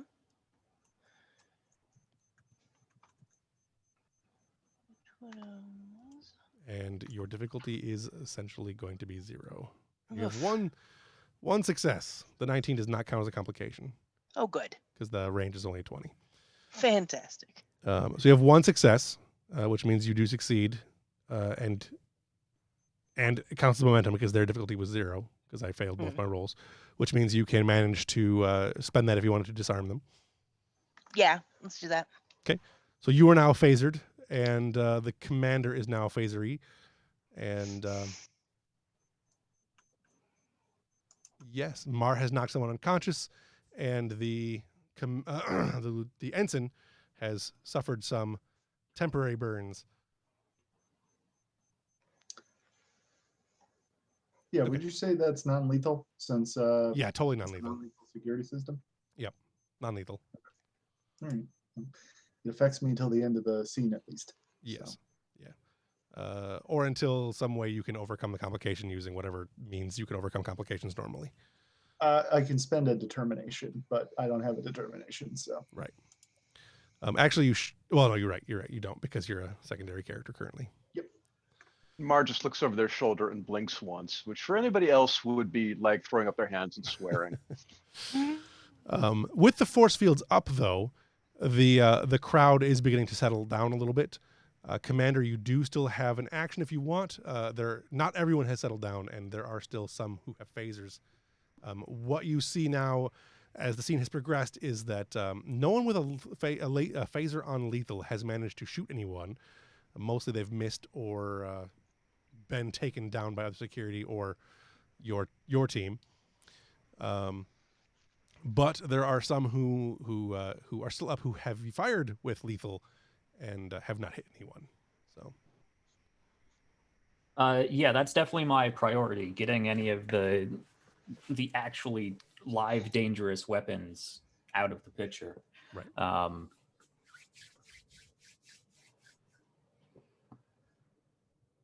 So I assume you're set up into stun.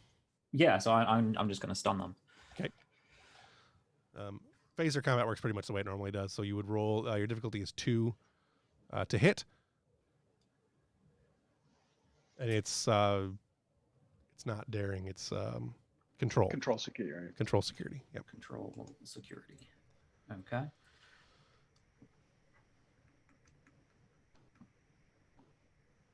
I will. Okay. I will, because you're firing into a crowd. I will spend a threat to increase difficulty by 1, so difficulty will be 3. I'm going to up the complication range by 1 instead. So your complication range is now 1920. Difficulty is 2. Difficulty 2. Do you think composure would help in this situation? Keeping a cool head during a riot?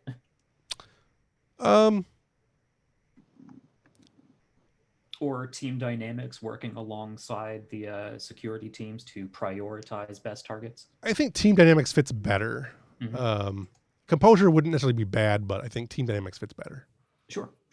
Okay. And okay, let me see. That is 15. That's pretty good. Yeah, let's see how it works out. I'm not going to go too heavy first game on giving you all kinds of threat. 4 and a complication. Okay. So you have 2 successes. That hits. I will debate the complication for a second. Sure. Go ahead and roll damage. Okay. Remind me how I do that. In this case, because you can actually use your main character if you'd like. It is the phaser type, which in this case is 3 damage plus your security. And on your sheet, you can actually just change where it says 8 to whatever the appropriate number is, and then double click that 8 where it says phaser type 2.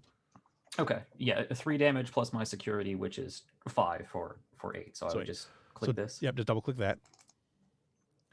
And it is 5 damage and 2 effects, which will stun the 1, and you can use the 2 effects if you wish. I'm not sure what Bajorain phasers are, so we're just going to assume they work just like Federation ones, I assume, for now.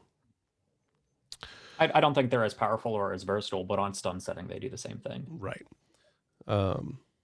So you manage to stun him, and he goes down. You have no additional momentum. I'm going to say that I'm just going to keep that complication as a threat, so because I got nothing. However, with that phaser going off, it appears that things are now resigning to control. The chief of security for the station has stepped in, and everyone is now kind of being arrested or taken into custody, or otherwise they're incapacitated. So the combat has ended, unless someone else has something they really, really want to do, like smash someone else's face. I'm okay with that. Could I or anyone else get any read on if there was a clear leader to this, or if things just boiled over and it was a riot? That's a good I mean, question. Yesbeth has a little information about that. Right. Okay. Well, we'll say that right off, because of the situation, that jumping off the building, Mhm. jumping off the tower, and everything else, you didn't really get a good enough read. Right. So, but Isabeth is, Yezabeth, sorry, is over clutching her hands a little bit, and security is wrapping things up. If you guys wish to have additional conversations on that front. Once Mar has seen that all the weapons are out of play, they'll head over and treat Yesbeth, because they definitely picked up on that. I forgot to disable the tampering protection programs. Oh God, that's so stupid. You will not make that error again, Ensign. And your instincts were sound. Allow me. And they'll treat your hands. Okay. You ran to the fight. That is to be commended. Well, I don't know. It was still stupid of me to screw up. Look, just don't do me a favor. Don't tell the XO what happened, okay? You were injured in the line of duty. Yeah, I injured myself. That's not noble. That falls under doctor-patient confidentiality, Ensign. You were injured in the line of duty, which I will mention. And I do believe the commander will look favorably upon that. Thanks, Mar. Anytime. You will learn. All right. Do we have anything else we want to do real quick? It is 9:30, so I have spoiled my ability to do the cliffhanger I wanted to do earlier, because there's no way I'm going to get to it. I do want to make sure that the individual who pushed Yesbeth is taken into custody. Yes, absolutely is taken into custody. Okay.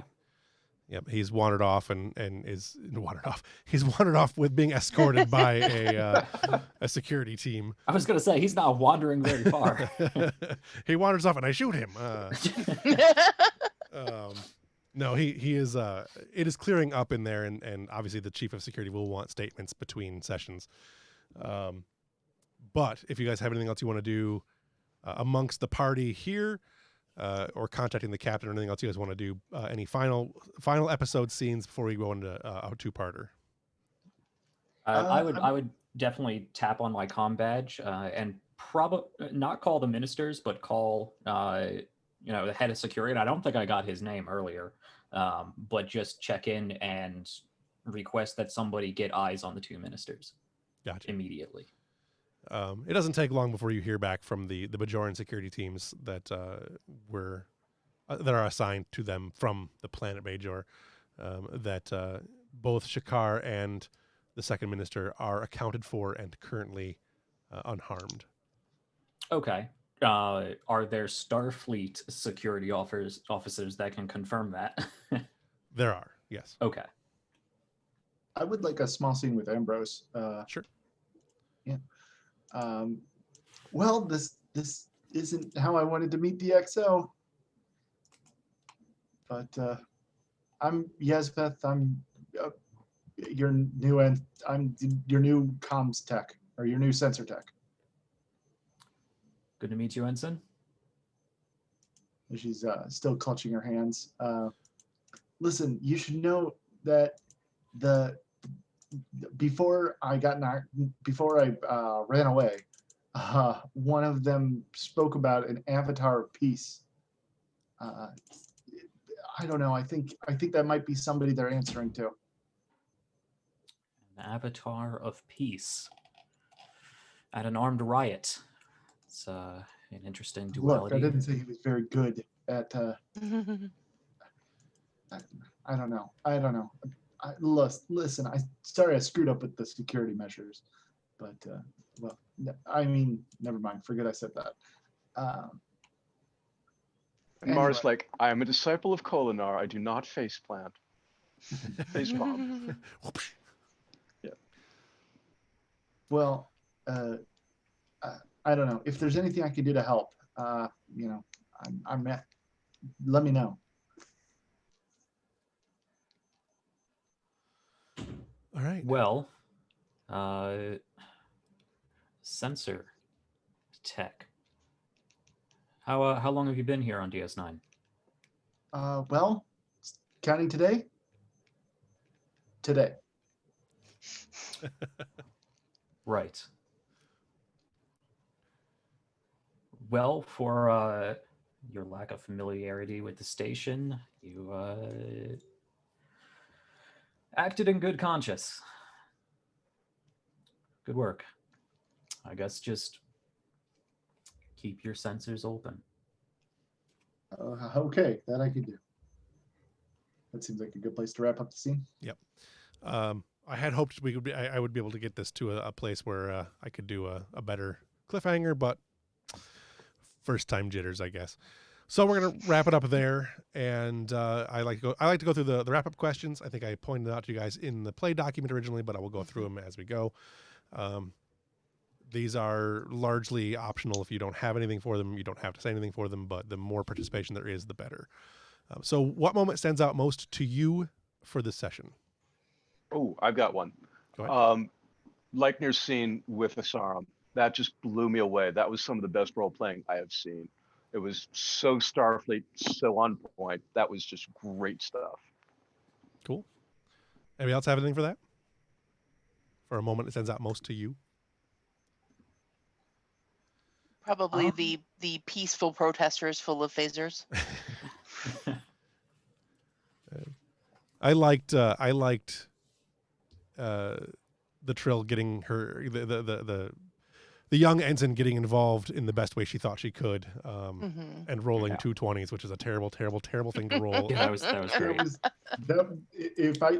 If I couldn't have chose a better opening for my hot mess Trill character. Yeah, I thought it was perfect. Yeah. Yeah, I've loved. I've really enjoyed this first session and what I've been able to do with Ambrose. I will say I did really like the brief interaction between Delphine and the SSH. I thought that was a great back and forth. I did like that. Very hologram, sort of back and forth. Yeah, I liked the improv of the four hyposprays being missing, because that gave an opportunity to have the SSH introduced in the first episode, which I thought was a really good way to do things. Anybody else have a moment that stands out? I really liked the scene between Cass, Jorad, and the computer. I thought that was I liked it because it gave me something I want to see more of. It gave me an opportunity to figure out to try to find the voice for Eva, because I don't really know what I want that character to be. That sounds perfect for a brand new computer. Who knows? Is it gonna kill us? Is it gonna help us? Who knows? We'll find out. I'm sorry, Dave, I can't do that. Go ahead. I like the idea of the paper. Yes. I know it's yes might be gauche to mention something like that, but yeah. No, I like that. It's a good way around the computer possibly being a threat to you. Yeah. That was actually going to be something Ambrose brought up if you didn't. So Ambrose will be impressed when you hand him paper written reports. All right. So who do you think best embodied their character during this session? I liked Ambrose personally. I think that was a very good one. Absolutely. I also think that Elizabeth did a very good job, especially after getting burned a couple times. Yeah. I liked seeing the eager to please and nervousness of the young ensign. Yeah. I think that'll also be for my what do you want to see more of? Anybody else have a who best embodied their character? Yeah, Ambrose. I really got a strong sense of like who he was in instance, and I cannot wait for him to interact with the captain. Yeah. Yeah. For a first episode, I didn't get a lot of the actual ship. No, So, this Not a problem. was perfect. Like Yeah. we had so much characters to set up. yeah. This was like perfect scene setting. Yeah. So what role-playing moment do you think best exemplified another person's character to you? For example of this, I thought that if I were talking about the character of the ship, I think that scene obviously is the only scene, but I think that the actual moment was the being the wanting to being excited about being friends with the crew again. I think that was a good way to exemplify what I feel that character is. It doesn't have to be your character; it can be someone else's character. But what moment do you think best exemplifies another person's character to you? I really liked Lucius Fox's scene. He did a good job of. It's hard to describe. It wasn't particularly over scene. I got a good feel for his character. Okay. I liked the SSH. I thought that was a good, like even for like a 30-second encounter. I think that was a really good example of what that character is going to be. Yeah. And I love the interplay between the Doctor and the EMH too. I thought it was snappy, it was sharp, it was snarky, it was. I am Really enjoying the snarky holograms. Yeah. I think that's going to make for some fun. I liked the captain going to places instead of just like when he wanted to have an interaction with somebody, instead of calling them to the bridge or to his ready room, like taking that time out to go to where they are. Yeah. I definitely picture that as like he's a very hands-on captain. Mm-hmm. I really do. I forgot about the scene earlier, and I shouldn't have because it was so good. I really liked Tong in the transfer rooms. Like that it's great. Yeah, Tong's great. I don't think there was a bad scene in the bunch. We could just sit here all night talking about every scene. Yeah. So what? This is not one I'm going to actually make you guys answer right now because it's too early in the series. But keep it in mind for future ones. What motivated your character during this session, and how those motivations changed? I don't think we need to answer that one this time because I think people are still trying to feel their thumbs out. But what did you or your character learn today? If you don't have anything for that one, that's fine. Yeah, I don't think I have anything. I feel like I was just establishing who they are, not necessarily how they're changing yet. Right. Agreed. Yeah. Right. Good idea, bad idea. This one is straight out of Animaniacs. Like, what was a good idea that you had? What was a bad idea you had? And they can be the same thing. Like, my good idea, bad idea for the episode personally was the going to turn on the security wall and burning oneself with the security wall. Anyone else have one? Yeah, I'm pretty sure Ambrose's good idea and bad idea was both of them being jumping off of the catwalk. Yeah. I really love a that. difficulty for a task that could have gone really badly. Yeah. I really liked that. That also sets up a good idea of what you can expect from that character. Yeah. Yep. I was not having that. You don't push my ensigns around. Right. Anybody else have a good idea, bad idea? Mar giving fake inoculations to heads of state. Yeah. That was also brilliant. Yeah. And I really like that snappy, Rigelian bird flu. Right. Yeah, that was a good call. Stealing the med bay from DS9 and like, whatever, it's a doctor, I don't care. Telling a Ferengi surprised me. Yeah, that could have been a lot worse. Yeah. Right. I was trying to think of Ferengi things, and Data made a drink, or somebody made a drink for, I think it was Quark. Quark made a drink for Kira that was like a Rigelian starburst or something like that. And all I could think of was, I'll do that and Sluggo Cola. Sluggo Cola. Yeah. Yeah. Nice. So I was looking for snuff. I actually Googled snuff beetles and stuff like that, but I couldn't come up with something fast enough. So I'm like, all right, I don't want the scene to drag on too long. It was you did good. Yeah. What did you see from another player or character that you would like to see more of in the future? Oh, definitely more jittery ensigns. Yes. Definitely. Yeah. I'm looking forward to seeing I- more Tong. Yeah, that too. I love the rapport between Mills and Gesbeth, and I definitely want to see more of that. Yeah, I agree. I think that's going to be a good friendship to Mhm. play Mhm. through. Right. And it's going to prove a good basis for what we got planned with The future. Yeah. yeah. The thing. The The thing. thing. I liked the- that I meant Ambrose the- and Mar felt like they had been together for a while. Like that was an Mhm. established Mhm. relationship already. I liked that. Mhm. I definitely am looking forward to seeing more of that. Mhm. Want more of Cass and Eva. Absolutely. Yeah. There are so many other relationships that I am looking forward to. Of course, meeting another security officer, Lieutenant Mills, needs to happen. Yes. And of course, just getting the senior staff together, since we're pretty much split between DS9 and the ship. So that's going to be a great interaction when we all meet. Right. Of course, Yep. that's inevitable. I Yes. think these separate introductions is good though. Yeah. Like it lets everybody breathe a bit in their own spheres. Yep. Yeah, I wanted and to it- get as many characters on screen as possible in the first couple episodes, in this prelude that we're doing on Bajor. I think it'll give a chance. I don't necessarily intend for everyone to be able to switch this many times between primary and secondary characters, but whatever works. I mean, whatever is the most fun for everybody. But I really wanted to get a chance to introduce as many characters as possible in this episode and the next episode, so that we can get that this crew is larger than the 5 main characters or 4 main characters. So Yeah, it shows that there's an importance to these secondary characters, and it's not just the bridge crew and then, oh yeah, we got the lower decks people down there when we absolutely need them, calling the red Right. shirt kind of thing. right. If you could change one thing about this session, what would you change? I got one. Sure. I think maybe we should have described our characters a bit more when we introduced them, because we have an audience and Yeah. it may have Yeah. helped to.